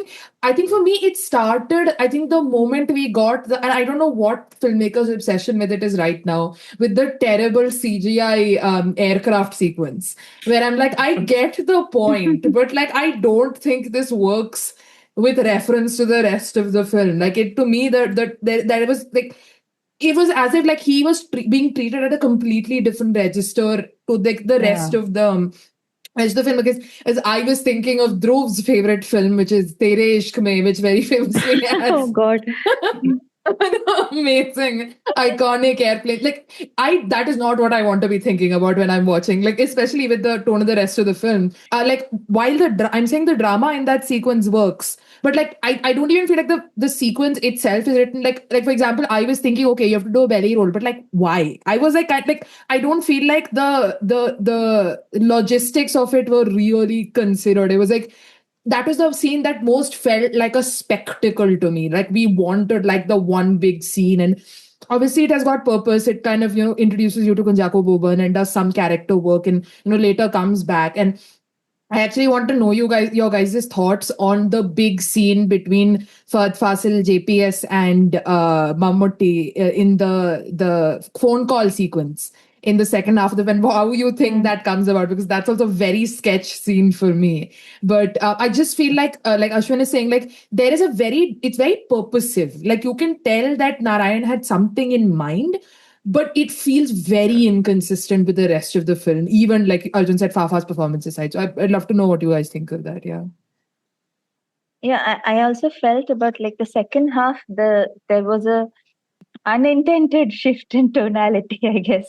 I mean, everything was so um, restrained, and there's this very quiet, how do I say this? There's this quiet tension there in the first half, and the second half it just all over the place. The writing, I think, and one thing that I mean, Ashwin had discussed earlier. I wanted to add on to it, like how I like the way Mahesh writes women characters, women as in.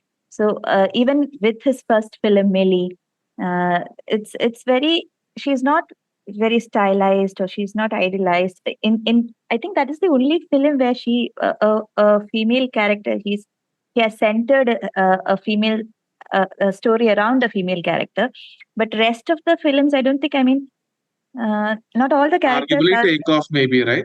Takeoff can Yeah, be conceived yeah, that. Yeah, yeah, yeah. yes. Other than, I think, structurally, I mean, it doesn't feel like he centers them usually in his Right. film, but they are there as, emotional anchors. They are there, but still, I mean, I'm discussing, even if it acts as a limitation somewhere, it um, uh, it should, at least that should have been there here. I mean, yeah, as you said, the Parvati carries that film Takeoff, if you think about it, and even Millie. I like Millie so much because of how he gets into the headspace of a woman, and a very anxious, a very withdrawn woman, and he had written it so well, like how probably a woman screenwriter, like how Ashwin was telling about having a woman in the writing space. So just like how a woman would have visualized, somewhere very close to that, he had, it's like he sits in that headspace, and shows her discomfort. And I really like that intensity that he brought out in Millie. And that continues even in Malik. I really like that. And even in, I think he did a small short, like Manorathangal. Yes, empty I, was there. Nice. yeah. So I think it was it Fahad was there, right? Fahad and Nadia Moidu. I think. Yes, I think I that's haven't seen this. in Canada, the one with the brother going there. Yeah. So even Yeah, there, if you see Nadia Moidu's character, it has a certain intensity. It has that emotional weight. It yes, brings yes, in yes. that. So maybe I'm just thinking out loud here. Like maybe with a stronger female character, what the emotional disconnect we were feeling, or would have at least somewhere it might have connected. Maybe I don't know, because that's what the other films did. Even though as such they were emotionally distant, there was a woman anchor. There was someone to carry that emotional quotient. So yeah, that's something I wanted to add. And I mean, Chris did ask Yeah, something. that is like, Yeah. just to add to that, like I think that worked well in Malik as well, because Nimisha was Yeah, like, correct. it was Yeah. written well. He even did that, the Godfather homage scene where, like, Ha. we had Al Pacino, Diane Keaton fighting scene. We had a similar scene with Fahad and Nimisha, and I really like. I'm like, oh shit, they're doing this. So he knows how to do this, Yeah, but correct. Yeah. unfortunately, that is coming Yeah, to like how Arjun was telling, like about how he doesn't know about how to write a villain character, like a villain arc. Similarly, but he actually knows how to write women. So even though we were having so many women here, and he does that with kind of a very quiet realism. All his women characters, if you see, very realistic. He doesn't he I think he purposefully avoids all the stereotypes of this strong woman characters. How they're not pushed into that zone. It's very they don't arrive in that conventional sense. But here, if you take Nayanthara, she literally arrives like that. When you just that when the camera just focuses it when she's okay. When I think by the way, I really felt that Rajiv Menon was a very good casting choice. By the way, Yeah, yeah, it's good. he It's just really needs good. to stand there, and you automatically somewhere believe he is he's this upper very, elite class man, this Yeah, yeah, minister. Yeah, so you get the uh, privilege in his face, like yeah, in each scene. correct. And he does look a bit like Fahad Fasil's father. I mean, yeah, you can understand. Yeah, so there yeah so she literally comes off as this very conventional strong woman character type. That's why I told she was like directly taken from the Telugu remake of Empuraan and just put here. I mean Lucifer, and just she just announces herself in terms of how she walks, what she wears, everything. So that was very not Mahesh. And because he usually builds it up through their behavior, through their little small resistances, even when you take Malik and feelings like that. So but that's just really underperformed. But this is so over dramatic and overperformed. She doesn't feel like a good fit also here.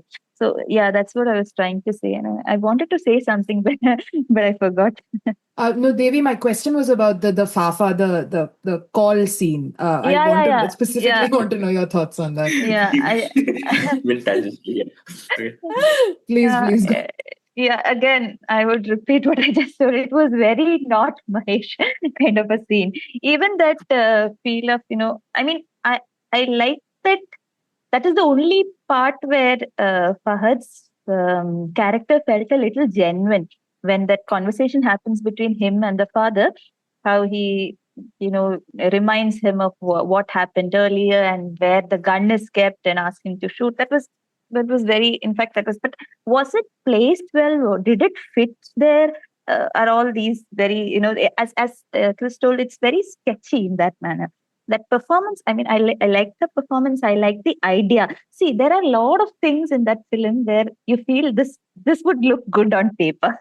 This really does look good on paper, but when you translate it on screen, and I like that where that fight sequence happens, I mean, in that, I'm not a very good, technologia person. So that room where the fight happens between Fahad and I guess it's a Kunjaka server room. Data center, server right? Server. room. Yes, Yeah. server room. So that I like those choices. Even even the lift scene, it's a closed space. There are these three or four men who are just trying to hurt him, and even the aircraft space. I mean, I like where he has positioned or placed it. I mean, that's what I was telling. On paper, it looks really, really nice. I mean, I would have approved. But when you just position it like this, I mean, you can see all the flaws.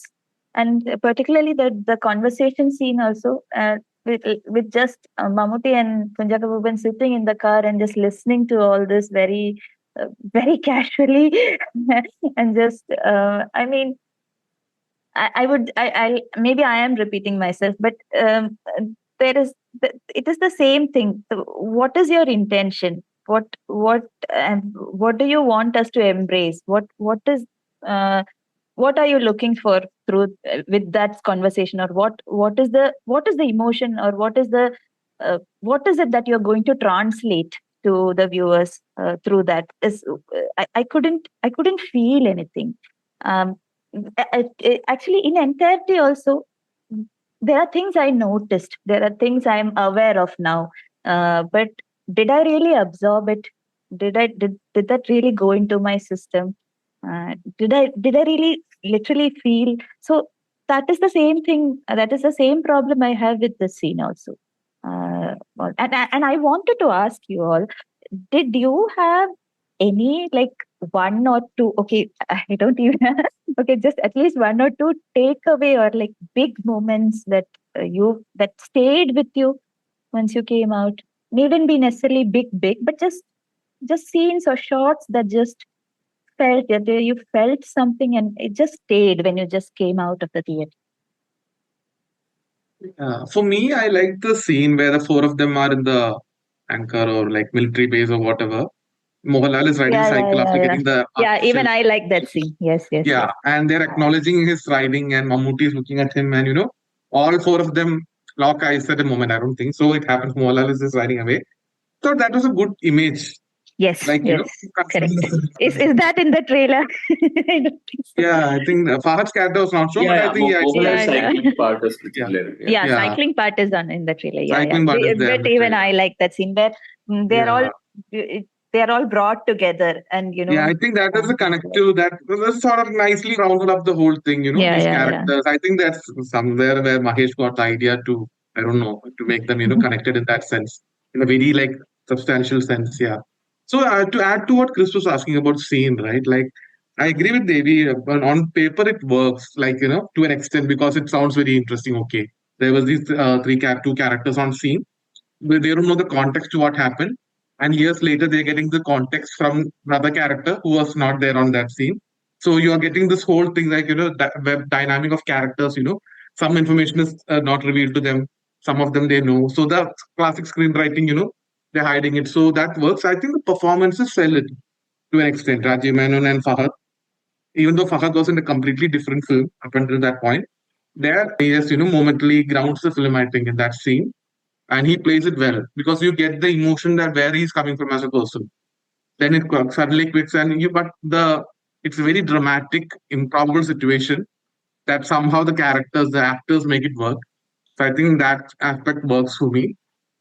So that is something that when I'm seeing it, I'm like, okay, this information which was not revealed, the father's phone call which comes to Mammootty's character, right, in between the negotiation part when he's trying to save his son, that is something like the perspective that is hidden from us. We need not know that at that point of time in the movie, because we think, okay, he's asking to save his son. But then the end, when it comes back, it's a reversal, right? Okay, he was asking him to let go his son, let him die. And then we are like, okay, what? Like that suddenly changes everything for us, right? So that's like a good screenwriting decision, I think, at least on paper. And the actors are also like equipped enough to, pull it through. So that's what I feel about that scene. So I just want to add that. Ashwin, I you think did. yeah, just I think my big Yeah. problem with that scene is just that um it literally feels like it was kind of shoot in that like he has to leave, like there's a big sequence Yeah. going on, he like walks out in the middle of that scene, stands in the Yeah. middle of like an empty like parking garage, Yeah, yeah. and then has to have the whole scene happen, and then you come Yeah. back and the plot kind of Yeah. The staging is a bit. resumes. Yeah. Yeah, Yeah. Yeah. I feel like that's I think what made, like, again, uh on paper it makes a lot of sense, but I think for me fundamentally, because the characters are not established, and like even the father son dynamic is like, you don't never, like, Arjun, you were saying, you never get a moment where you feel that animosity, but like it's said in this thing, oh, he sacrificed his son's political career for this and this, and just because that character says says like, let my son die to Mammootty, that doesn't really tell you what the kind of emotional impact it has on Fahad Fasil's character. You don't get like a proper moment, like even in that sequence they're just kind of like yelling at each other. You don't get like a Yeah. actual moment of heartbreak or nothing you get. And then it just kind of and I found the scene a little bit absurd because of that. Like, I think, again, if I step back, and I think that's, to me, the thing with the film. Like, I know we've said a lot of criticisms of it, but like, to me, the film works because I think it's like first principles in the right place. It's technically very like proficient, but it's writing also, I feel like, consistently works. Like, does it work well is the question that we're discussing right now. But I think it works. But when it doesn't, or the moments where it doesn't work, it like, you feel it like stand out, like it really doesn't work, and you're kind of thrown out of the film for a bit, which is, I think, what happened. Like, I felt like the film took an aside, and I was like, okay, now we're watching like an aside of the film, and then it sort of comes back. So I thought that was what sort of made it not work for me. Ashwin, thoughts? Yeah, I mean, I agree with you mostly. Like, I talked about it a little bit before as well. Like, the problem is that the interpersonal dynamics between the father and son was not developed, and so we have nothing like leading up to this moment, and they just dropped this scene. Like, it's the entire scene is like a Deus ex machina, like of sorts, to like create that, like, the suicide moment. Like, it came out of nowhere, like, Yeah. one to, like, show that he's like a psycho, or like to have that moment, to like give some interiority to him. But I think the as you said, the animosity between those two should have been like slowly, gradually established, instead of just holding back this piece of information from the audience and just dropping all of a sudden. So we are just like, what the is this, like, in that moment, like, how? So it's not like a common thing to happen, like a dad saying, "Ah, it's okay if my son dies." But I mean, we don't really get a hint of that, like, from any of the scenes between them throughout the movie of like 2.5 hours, and they just drop this piece of information out of nowhere. So it doesn't really add anything to it. Like I was saying earlier, like, if this movie had a different editor, I wish like a different set of eyes looked at it, that person might have asked Mahesh, like, why now? Like, why are you doing this particular scene? What purpose does it serve, except for like a downward spiral of this character?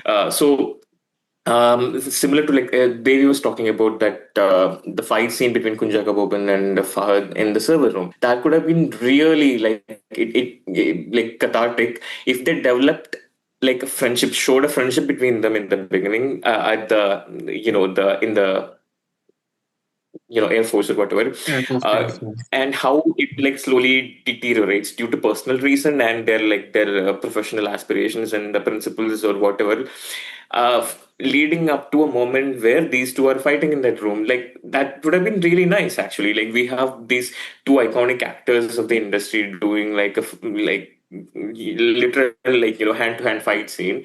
If it were backed up with good interpersonal drama, it would have been so good. And if the father son thing of Fahad and Rajiv Menon were like built up, and then this was revealed, like, it could have been really heartbreaking. Like, we are seeing Fahad's character as this villain throughout this movie, and then all of a sudden we're realizing that, okay, this guy, this if the daddy issues thing was like properly communicated, I mean, that would have been a big moment, a moment where like we feel something. So this lack of feeling is like again going back to like lack of poor writing. That's my takeaway of that scene. But there's something I wanted to ask you. Which while I was watching the scene, I felt if you take Rajiv Menon's character, like as a standalone character, does he really look like a person who is brave enough to pull the trigger?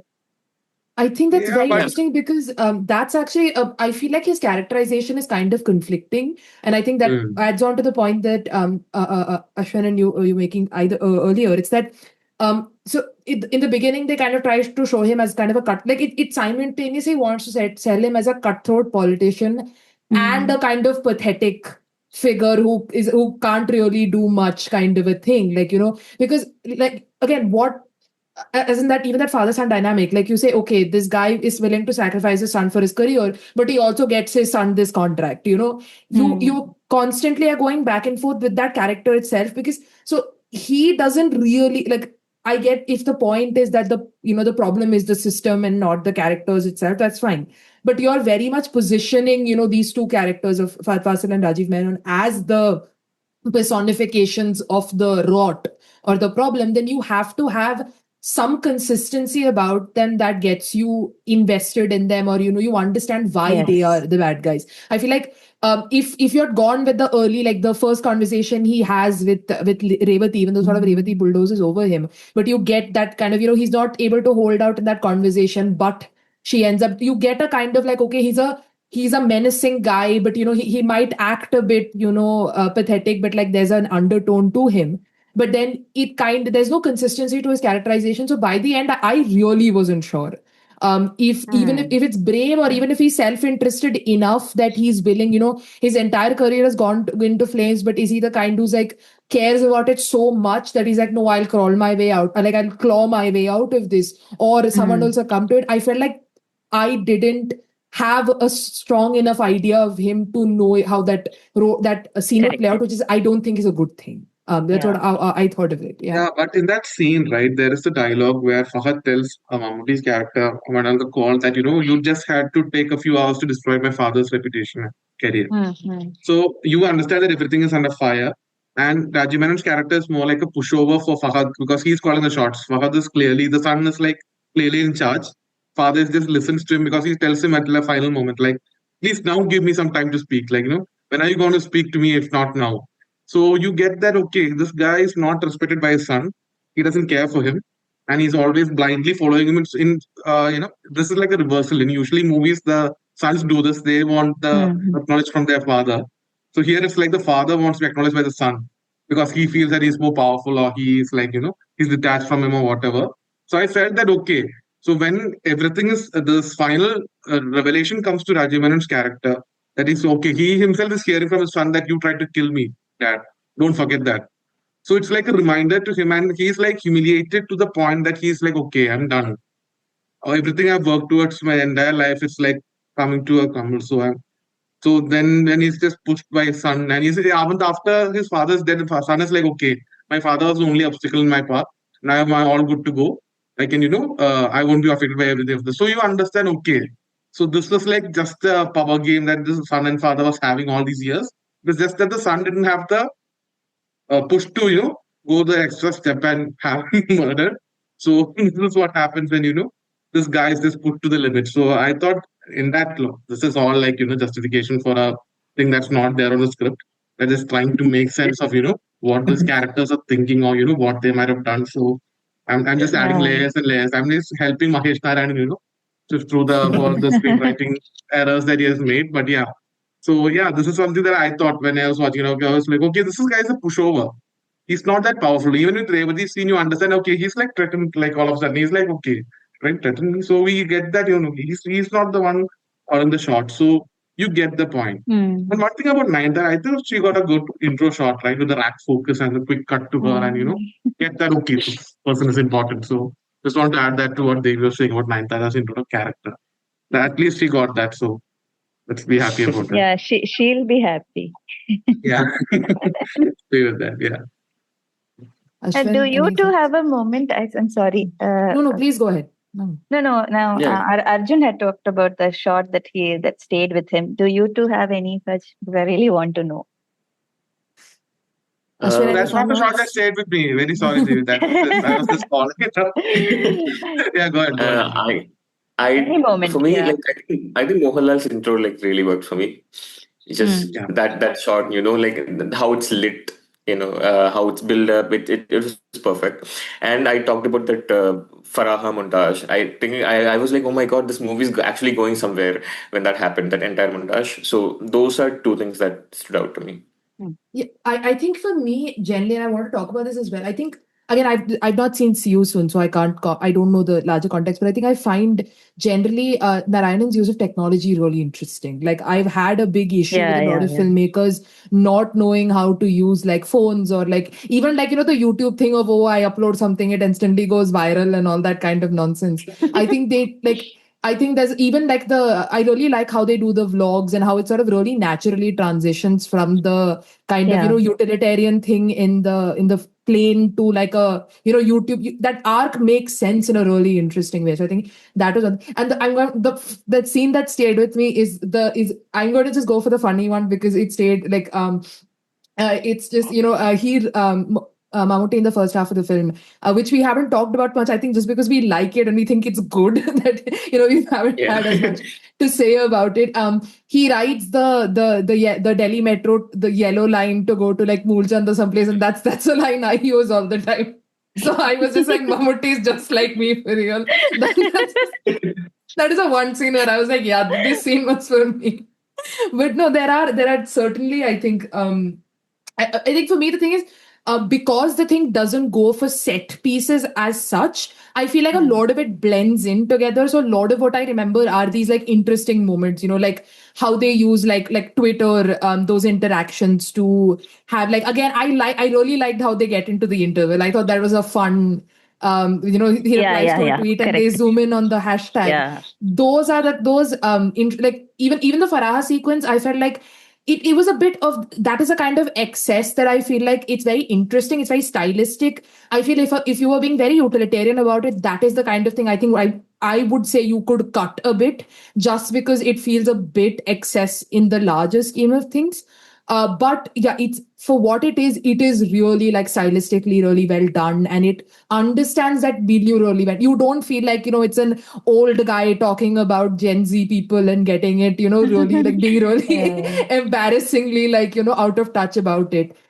There is that like Devi was saying, there's a very good observational this thing to it, where he's writing. Yeah. And I think the one sequence that stood out to me is the airport sequence, which I think was really well done, with the whole kidnapping Yeah. and how you piece it together. I think that was one sequence, and where you get, I think it was that CCTV footage. I think how they brought it back to then recontextualize it. I thought that was really so. That was a scene that really stuck Yeah. out to me as like a very good use of the editing to sell like a big dramatic moment. Yeah. Yeah, I have two moments where, these character dynamics are established in a matter of seconds because the writing is too lazy to do that and it takes too much time, right? So there's a scene where Kunja Goban has a conference call with Fahad in a room Yeah. in his office, and it's like usually directors do this through blocking the characters, like the power dynamic and all that. So this is like the call is happening. Fahad is like a giant on the screen. Kunja Goban just diminishes in size and he's like,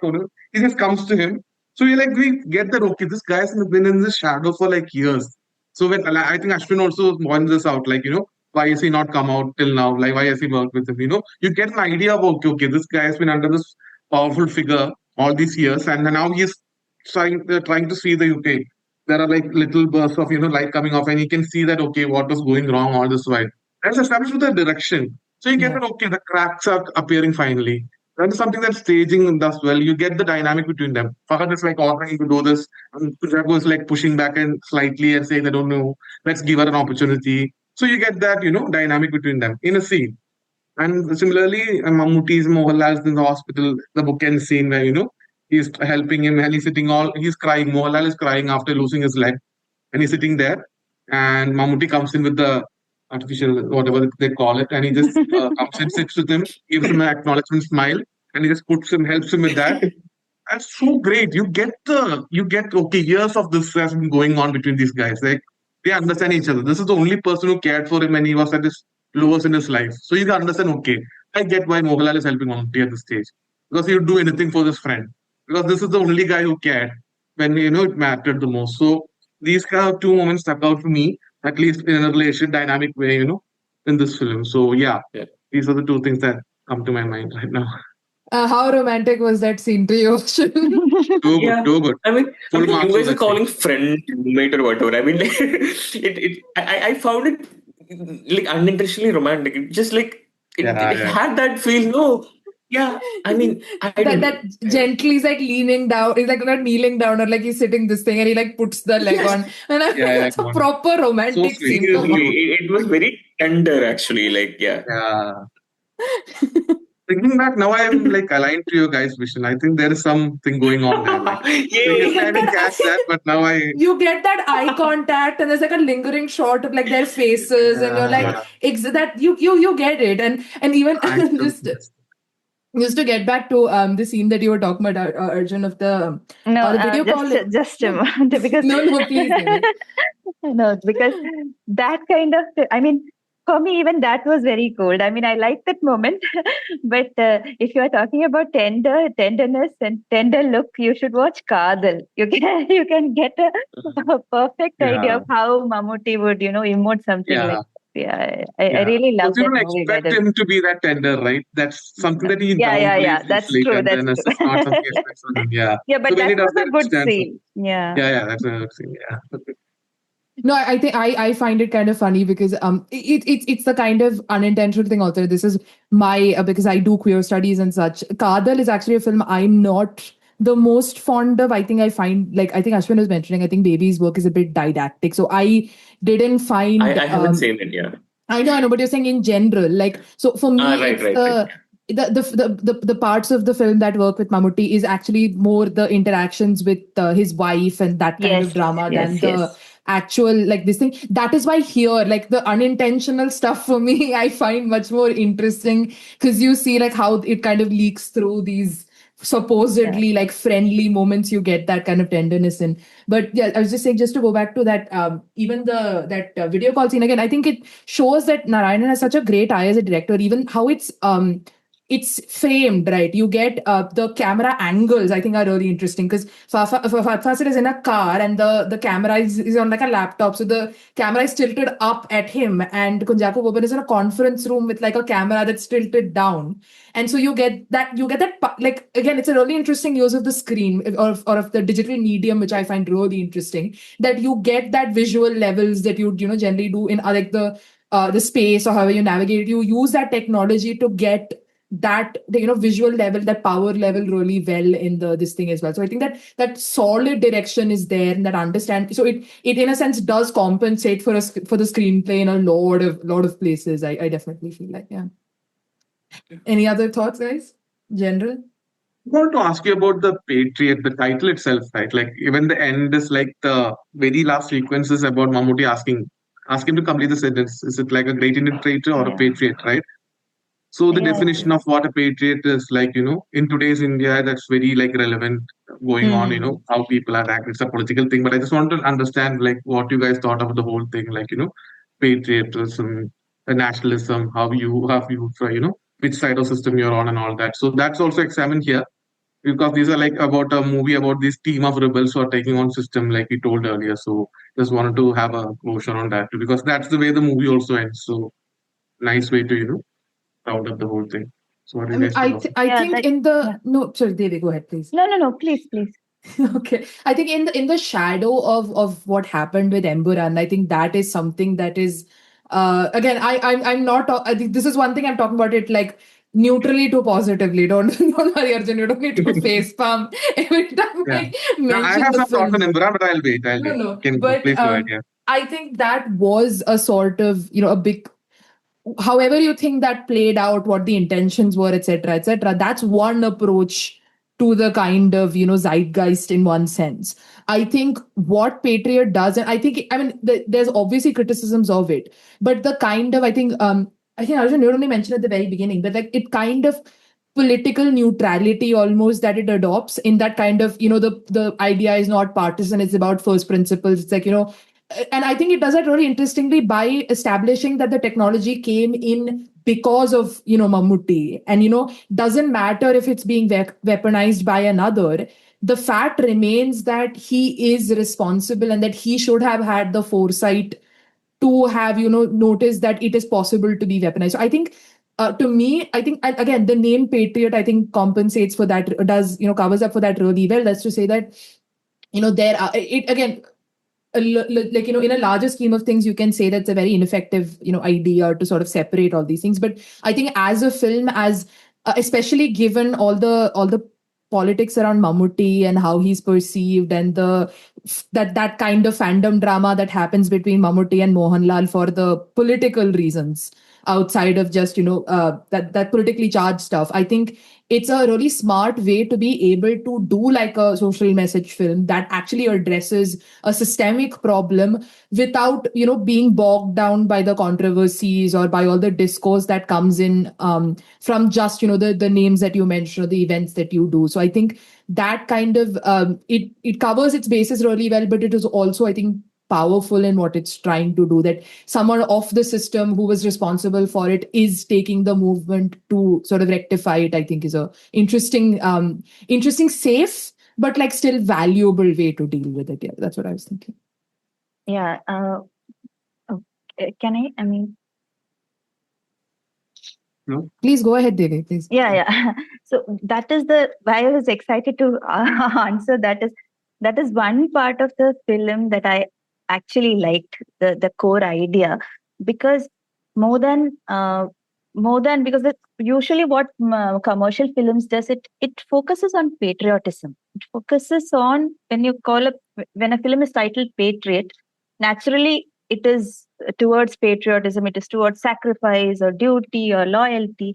But somewhere, as I think somewhere it's mentioned in the tagline also, I'm not sure, but it is about dissent. It is about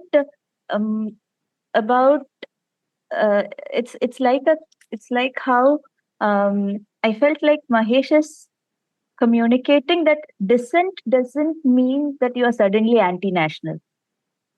Dissent doesn't mean that you are a traitor. Because you are questioning or you are challenging policies or challenging a system, or you are questioning an authority, which is what Daniel does. I mean, he has been working for a system, for a system for a very long time, and suddenly he's disillusioned by something that he has been a part of all this while, and he decides to question. And I loved how he brought in the very simple idea, and I think that is the best part of the film for me, about how these two kids who started a YouTube channel he tells that in his blog, I think, how they are the inspiration to for him to start blogging, or to just question it and challenge. That is one part I really loved. So basically, that when you believe that something is wrong and you refuse to accept what is going on, and you question, suddenly you don't become disloyal, or you don't become anti-national. And this is Mahesh's way of, it's a very evolved view, I would say. When you look at some sorry, but when you look at some Bollywood films, and now also Bollywood is running the same charade of patriotism, and whether you bring in Chhatrapati Shivaji or Maharana Pratap, so it's the same thing that is happening. But now this is a very like how do you say, in the current political scenario, I think it's a responsibility in every citizen, that kind of dissent that Daniel James shows. It is inspirational, to be frank, there is no easy way out. There are no easy answers, and that is there throughout the film. I think that is what Mahesh is trying to show also. So it can't be overcome, and it requires a certain courage. And it's interesting how you bring an army man as his friend. Rahim Naik is his friend, and he is the definition of patriotism. He has sacrificed his leg for his country. He's been very dutiful. He's very loyal, and so bringing in an army man, and here, I mean, as a definition of patriotism, and you see how they have to dissent. They are forced to, given the conditions. So that is something I liked, that conflict and the internal conflicts also. I mean, within Daniel or within Rahim. So that's a very uneasy thing to make, I think, and that attempt is really commendable. And that definition of patriotism as a form of dissent also, it can also happen that way. I really like that, and that is, it somewhere sums up what he's trying to say in the end. Like, what would you call me? Would you call me a traitor or a patriot? So I really loved that part. Yeah, I think that makes it for the little minor flaws that we are mentioning here, because it's a very important thing to speak in today's time, at least so that people are aware, okay, this is there, this distinction is pretty clear. It's just that you're not seeing it there. So that this is what makes it for, some of the shortcomings that you're mentioning till now. So yeah, you understand that, okay, this is a progressive way to look at things, and you need to understand there is nuance. Everything is not black and white. So there's gray areas there in everything that we are mentioning. So I think Mahesh, in his own way, I think he has been doing this in his previous films too. It's Yeah, just yeah, that he that's got what a I was bigger trying. scope. Yeah, yeah, yeah. Yeah, correct. So he got a But bigger here platform. it is, Yeah. and it's more explicit. Like, Correct. you can be patriotic, but you can be critical also. And Yeah. the term, I really like the term dissent and how he has used it. So yeah, that was one. That is, I think, now that I'm speaking about it, I feel very like that is the high point for me for I mean, in the whole idea of the film. I really liked how he has turned that. Ashwin, thoughts? Yeah, same. I mean, I agree with you all. Like, I mean, as they were both alluding to, like most Indian films, like, if you look at like from Pathan, or like it's the most commercial of it all to the most internationally acclaimed RRR. We have this theme of patriotism, like bordering on jingoism, like driving like Indian cinema, like at least commercial and mainstream Indian cinema these days, like for the past like however many years. So in that era, like to make a film like this and call it Patriot, and explicitly stating that dissent is what make you a patriot, and like the idea of serving people and not just like whoever is in power, or the whatever concept of the country of India that like some people have told you, like so that idea is like very admirable. And that's definitely like the best part of the movie, like that being the core idea of the movie itself is like just, yeah, great. Like I love that part. So like it just really like I'm glad that like such a big budget movie, it's like I think the second most expensive film in Malayalam, I guess, with all such big stars exist in this particular political landscape.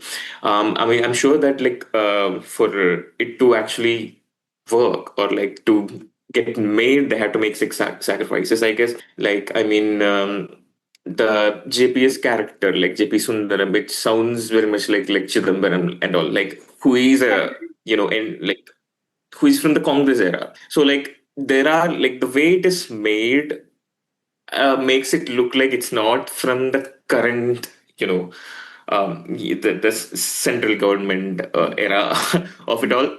So that's one of the reasons why it's not getting any sort of controversial like audience from all over the country or anything, because I mean we all know what happened with Empuraan, where it was like extremely direct.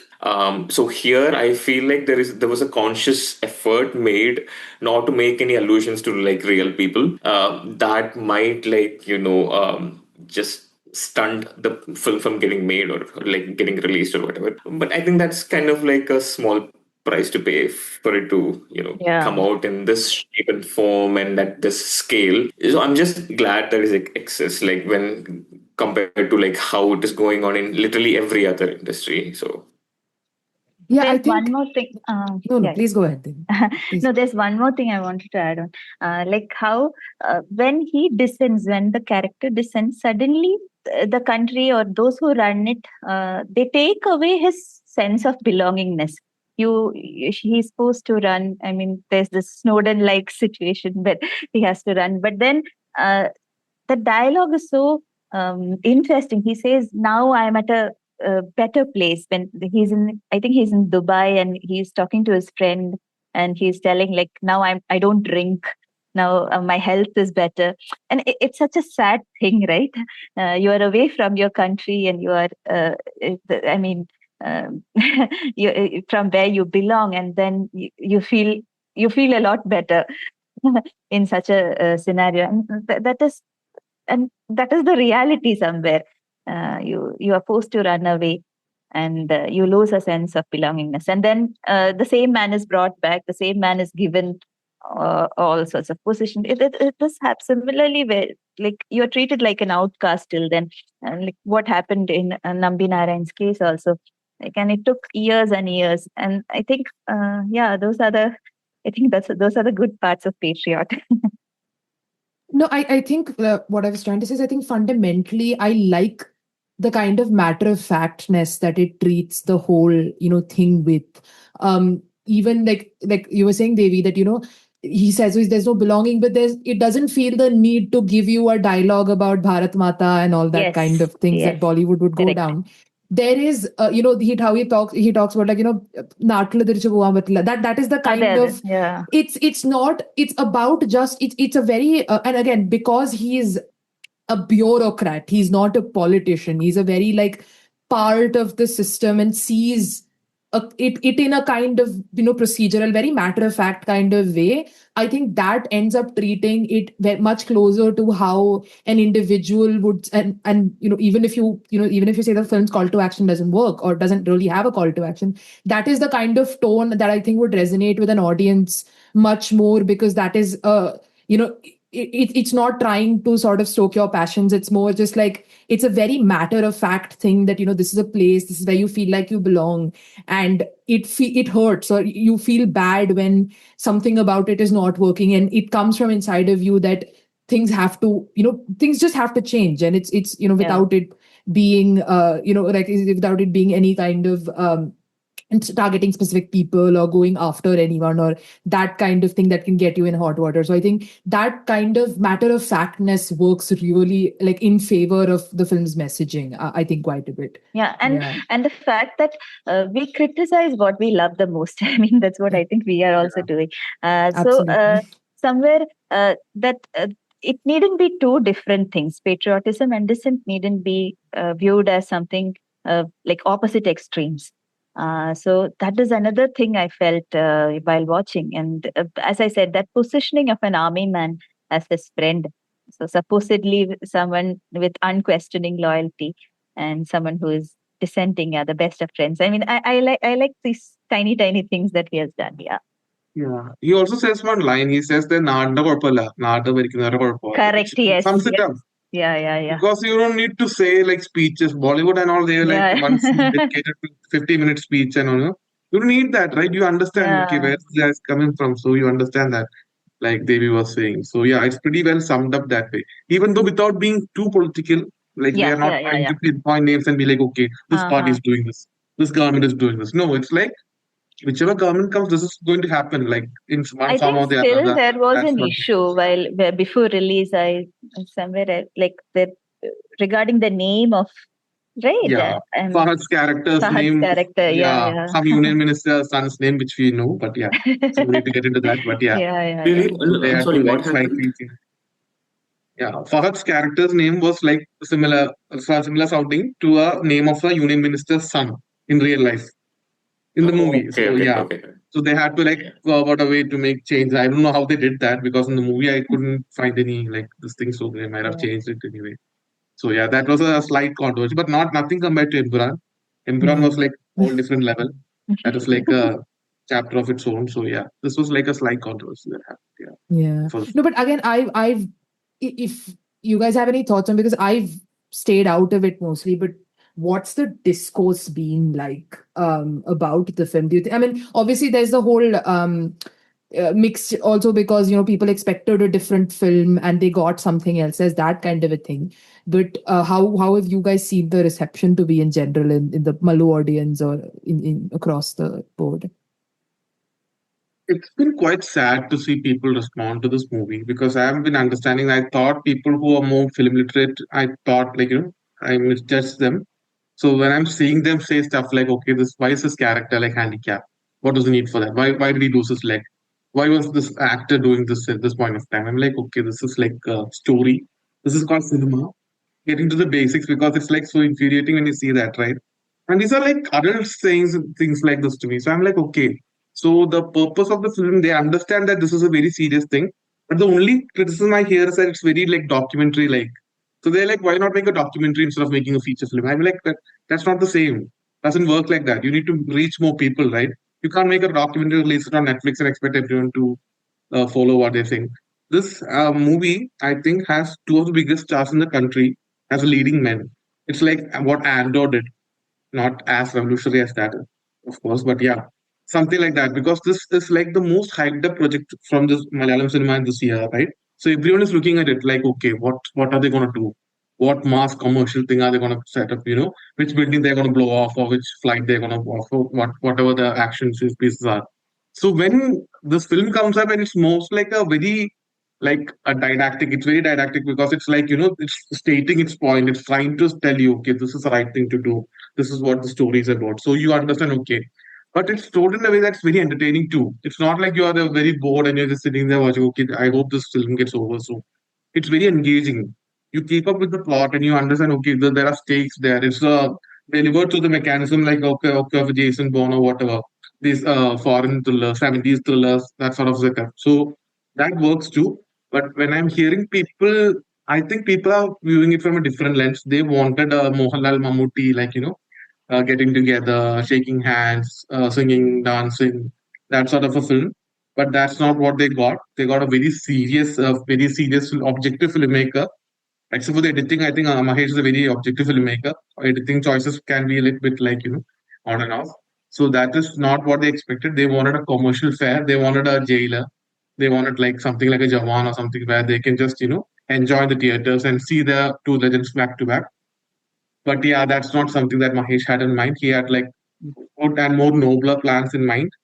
So that is something that I'm very happy about that I got to see. But when I hear the reactions, it's like very mixed, and I'm feeling like, okay, did we watch the same movie or something? Like, what happened? Like, where was it lost in translation to you guys? Because I saw the same thing, and I could figure things out on my own. So I was like, okay, that's very like doubtful. So that's something that's leaving me a little like, doubtful of, okay, where is this like film culture going where people can't even comprehend such a very simple movie? This is not very complex material actually. This is very generic material here. You can just need to rate from A to B to C and you can connect the dots.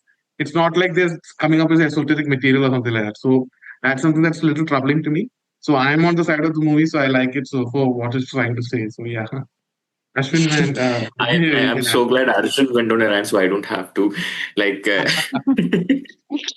no, seriously, I've Making me seen run. this documentary thing. Like, like people are like, it's like a documentary. The entire first half. Like, what do you even mean? I don't understand. I mean, these are the people who make Vara to the industry hit or whatever. Like, I think people. I mean. I hate complaining about people. I mean, I understand the idea of complaining about movies because that's what we're supposed to do here. But I'm not sure if it's right to complain about people's taste. But I have to do it, I guess. Like, I mean, people are used to just scrolling on the phone and watching reels, I guess. So this is not a film that moves like that. It's edited so very well. Like it's very propulsive, especially in the first half. But for some reason I guess like things don't just like suddenly change into something entirely different or whatever. I think it just follows the characters and maybe one character, and he's doing a lot of vlogs, I guess. So people are calling it like, and it's too as a like matter of fact.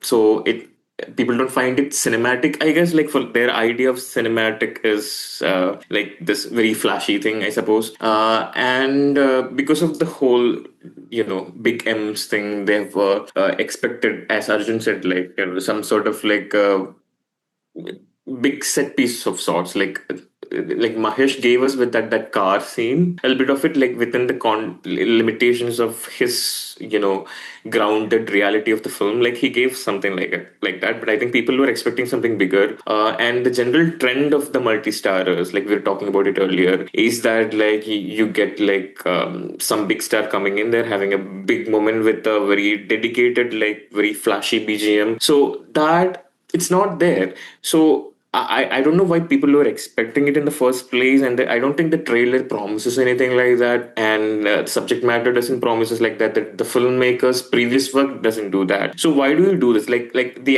in general, like we'll have to meet the movie like halfway. It's art. If you're going to watch a movie, like you have to. The expectation part is like it's up to us. So most of the responses are like this. This is like the decent kind of responses. Then there are like the absolute worst kinds from the fans. Like Mohanlal fans are blaming Mammootty's what do you say misusing the friendship, and then they gave him this very unflashy role where he doesn't get to do anything. It's deliberate. I mean, like it's like conspiracy level bullshit. This is also happening. Like this. I mean, I've seen these things. Like it comes up on my Twitter feed. I'm like, people are fighting over it. Like they now. I think as of today, like it must have reached a stage where they don't know. They're like deciding where to put the blame on the box office, the impending box office failure of it, or like I'm not sure if it's going to be a failure, but it's definitely not going to be as good as they expected it, I guess. So there will be like a lot of blame games between fans on like, no, this didn't happen. Like, it was the fault of the director, it was the fault of the actor. And I've also seen people say that like Mammootty looks weak or whatever. His character is like that. He's an alcoholic in his like 60s or whatever. Like, what do you expect? So these kind of criticism, these are the kind of discourses that are happening. But there are like actual like valid criticisms. Like for example, I think the Kunjaka Boban using an Aadhaar card at the car rental thing. I mean, it is. I get what Mahesh was doing with that because he wanted to make a point of the Aadhaar card thing, but it doesn't fall in place with the logic of the movie coming Yeah. from a character like Jacob Boban in that particular setting that I don't imagine anyone in his place would use an Aadhaar card like to get a car. And when Yeah. Mohanlal yells at him, I actually laughed out loud. Like, yeah, I mean, I'm That's like, yeah, funny. who would do That's a that? funny thing. So, I mean, these kind of criticisms, I'm not sure, like, it doesn't work. There are some scenes that don't fit in with the logical landscape of the film and, things like that. So yeah, this is the state of discourse around it as far as I have seen. I mean, like these days, the response to like films have become like extremely like like, it's all extremes. Like the reaction to like Wire 2 is like very positive. Like everyone from like my dad to like the most Gen Alpha people have seen it and loved it. So I don't know, like, but this one again, like they wanted something like really big, and it got a mixed reaction, and I think in this age of like social media, mixed reaction means like it's negative basically. So like it has to be like overwhelmingly positive or negative, which is I probably why I think the box office records are like getting rewritten every few months, because like if a very mid movie, only mid movies get like overwhelmingly positive reviews in social media, right? Like it's just logic. So for such movies make a lot of money, and any movie that does like something slightly interesting, something strays from the expectations of a mainstream cinema or the expectations of the genre or the actor, is just gets lost in the middle, I guess. So that's what's been happening. So I'll hand it over to Devi, I guess. Yeah, I mean, I also feel, yeah, the responses makes it, but um, probably not like outright rejection of the film, because I have heard people talk, Mm. like how we were discussing things. I mean, there is a certain interest, especially when it comes to Mahesh Narayan films and all that. There is a different kind of discourse also that happens on the side. So, um, this is the general view, and even generally also, I don't think it's outrightly rejected. I mean, it's still running, and it's still, I mean, like we are discussing the issues with it. And to be very frank, the film does have issues. So, but whatever we have discussed, most of it covers the good and bad of what how Patriot personally like made me feel. So, but going through the extremes, like how Ashwin was telling, doesn't make sense. Like how they were telling he misused the friendship, and all these things of how fan makes up all these conspiracy theories. Yeah, it doesn't make sense. But that will happen. I mean, that's part and parcel of this thing. It'll such things, especially when so, like how I was talking about how this is a like 18-year-old reunion, like it happened. So naturally, when you're growing up and you see them, it's very difficult to disassociate from their stardom and watch them as characters. But Mahesh has done a good job of placing them as character. But still, I'm not one of those people that you talked about. But still, Of course. I have voiced my Yeah. disappointments about the comeback, the whole comeback thing and everything. And once more, I'm saying I was not expecting a jailer. I was not expecting mass masala, but still, I was expecting some kind of familiarity, which was which went entirely cold. So that is my complaint, basically, with the Mammootty-Mohanlal thing. But other than that, Yeah, absolutely. Yeah. I mean, sorry, yeah. I mean, like your complaint about it being underwhelming, it's totally valid. I was just Yeah. talking about crazy people. yeah, but that Yeah. extremes are bound to happen. Like when Yeah. some big stars are coming, big, and that expectation of how the general audience still perceives the commercial film is there is a certain pattern, a certain way, and it takes a lot to make them think otherwise. That is why it's somewhere important to make them feel. That is why it is important. Like it isn't easy to intellectualize all this, like how we are like sitting down and analyzing. It doesn't. It should hit. It should hit hard, and that is the problem when you are going off going in a very offbeat path. Suddenly, it is very hard to realize that. Mahesh has always been very ambitious, I would say, when it comes to choosing topics and his stories. If you see his writing, even for the smallest, even for Millie, I would say it's very beautiful, but it's a very ambitious writing. You're taking a female character and you are getting into it. Probably like a female writer, you are approaching it, and so yeah. So he has been like that now. So when the ideas expand, when in his words, when the boxes get wider and wider, some problems will happen. They are bound to happen.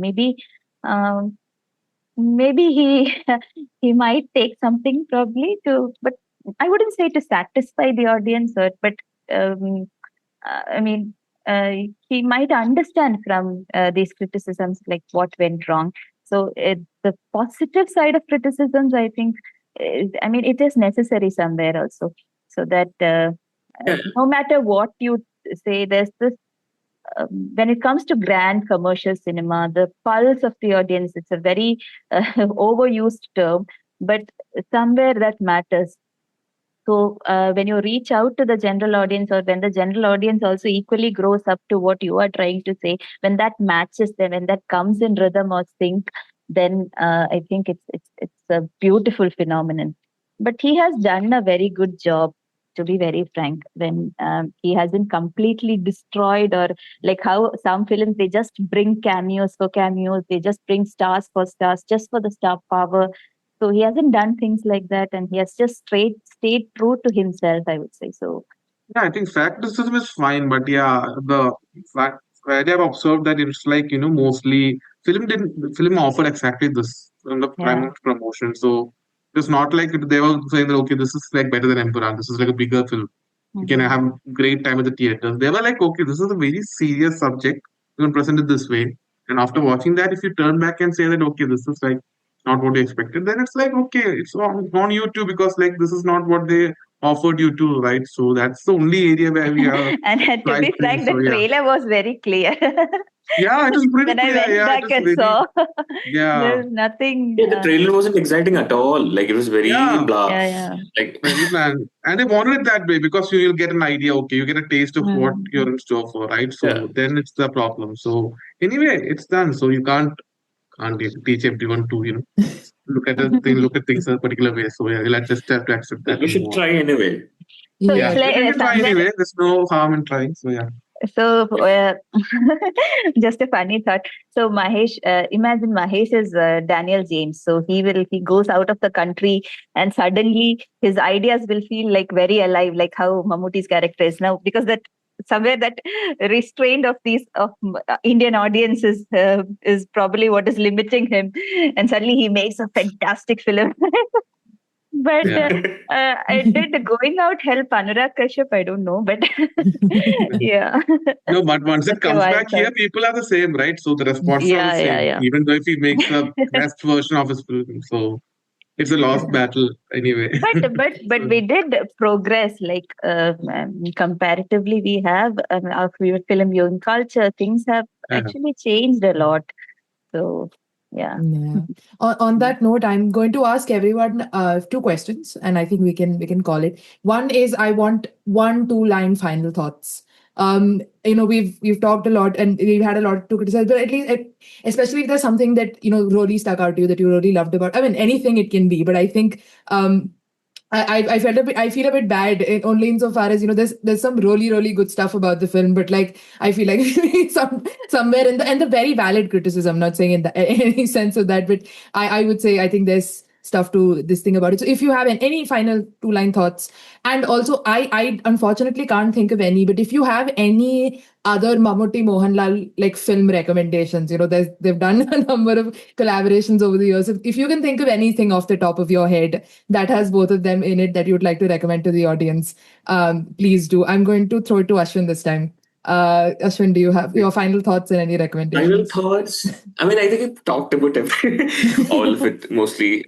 I mean, it's a decent film, and as we all agreed, the redefinition of patriotism in the current political cultural landscape is worth so much, despite the flaws of the film. That's how I will just sum it up. And Mammootty-Mohanlal films, Hari Krishnan's is a very good. Definitely, it's a very good rom-com thing. Like, and you can. I haven't seen it recently, but like, you can do the whole homoeroticism or whatever, like with that as well if you want, I guess. And great songs like Friendship and Love Triangle, Juhi Chawla. It's a very fun time. And of course, Number 20 Madras Mail, where Mammootty plays himself, and Yeah. Mohanlal is just. It's incredible, like amazing stuff. So I'll just recommend those two. There are quite a few films of the 80s where like they appear together in like many social issue dramas and all. I don't remember much of it, so like I guess Arjun and Devi will suggest them. Yeah, Arjun, final thoughts and recommendations. Yeah, so I see Patriot as a very positive move in Malayalam cinema, where at least finally we are seeing there's big stars, making the sort of films that we want them to make, and we constantly complain that they're not making. But when they make it, we turn out and say that okay, this is not what we want. So that's happening now. So I'm hoping that at least in the future, filmmakers will have the guts to go ahead and make these sort of films, not minding the response that they're getting at this moment. So that's my thought. So I'm very positive about this film in that regard, even though we have all the issues that we would discuss throughout this podcast. So in terms of recommendations, I guess films that I will recommend is Hari Krishnan's for sure. Everyone should watch that film. It's like a banger. There's no two ways about it. Like, everyone should study that film, how to use big stars and, how to mess that up also in some scenes, like, how everything will not come together as expected. Like, the further it goes, it's like aging, like, fine, why not? Okay, I don't know how it ages, but yeah, whatever. So that is one film. I think Varta is a good film directed by Ivy Shashi. Varta. That's a good film that Mahesh Narayanan referenced that in one of the interviews too. So, and Karibintu and Akre is a good film that Padmarajan wrote with both of them. These might not be like two hero films because their characters might vary, but both of them are there. They might be playing supporting roles, or they might be playing. One might be the hero, one might be supporting actor. So that might vary. So that is something that these films are like. Alkutatil Taniye is a good film. These are all from 80s. These are very old films, but very underrated in the Malayalam film canon, so to speak. So yeah, these are the films that I would recommend from Mammootty-Mohanlal filmography. Yeah. Devi, your turn. Yeah. So, final thoughts would be, I think, Patriot is like, you feel like there is a very strong film in there somewhere, but like, because as I was telling about patriotism and dissent, which is such a brilliant idea to base a film on. So, and to be frank, it starts off very interesting, and I wish it kept that. I mean, it played on that same note. We would have gotten something very different maybe then. So that would be my final thought. It had something very solid going on, and then something happened. But yeah, but as Arjun said, very good attempt and much needed also. So, and these are the small changes that that you can bring into a general audience, or into a larger film viewing culture. So hats off to that, I think. So that is one thing. So then what? Yeah, about Mammootty-Mohanlal collabs. I mean, they had worked together in a lot of films, and I have seen also a lot of films from. But a recommendation, I think you have given all the good recommendation. I would have suggested number 20 Madras Nilia. It's amazing. I really loved it. And there is this one KG George film, Karila Kaatupole. It's an investigative film. It's Pathirajan, right? Oh, I'm not sure. Yeah, I think it's Pathirajan. Yeah. Maybe yes. It's Yeah. Pathirajan. Yeah. So it's yeah. Padmarajan. I haven't seen it actually. Interesting. Yeah. Sorry. So yeah. So I love that film. So Okay. It's a great film. it's a great film, and so that would be one. Then, as Arjun was telling, Varta, Anubandham is also another film. Where they were together. Ivy Shashi, I think Ivy Shashi, right? Correct. Yeah. So there are some films, and Hari Krishn's, of course.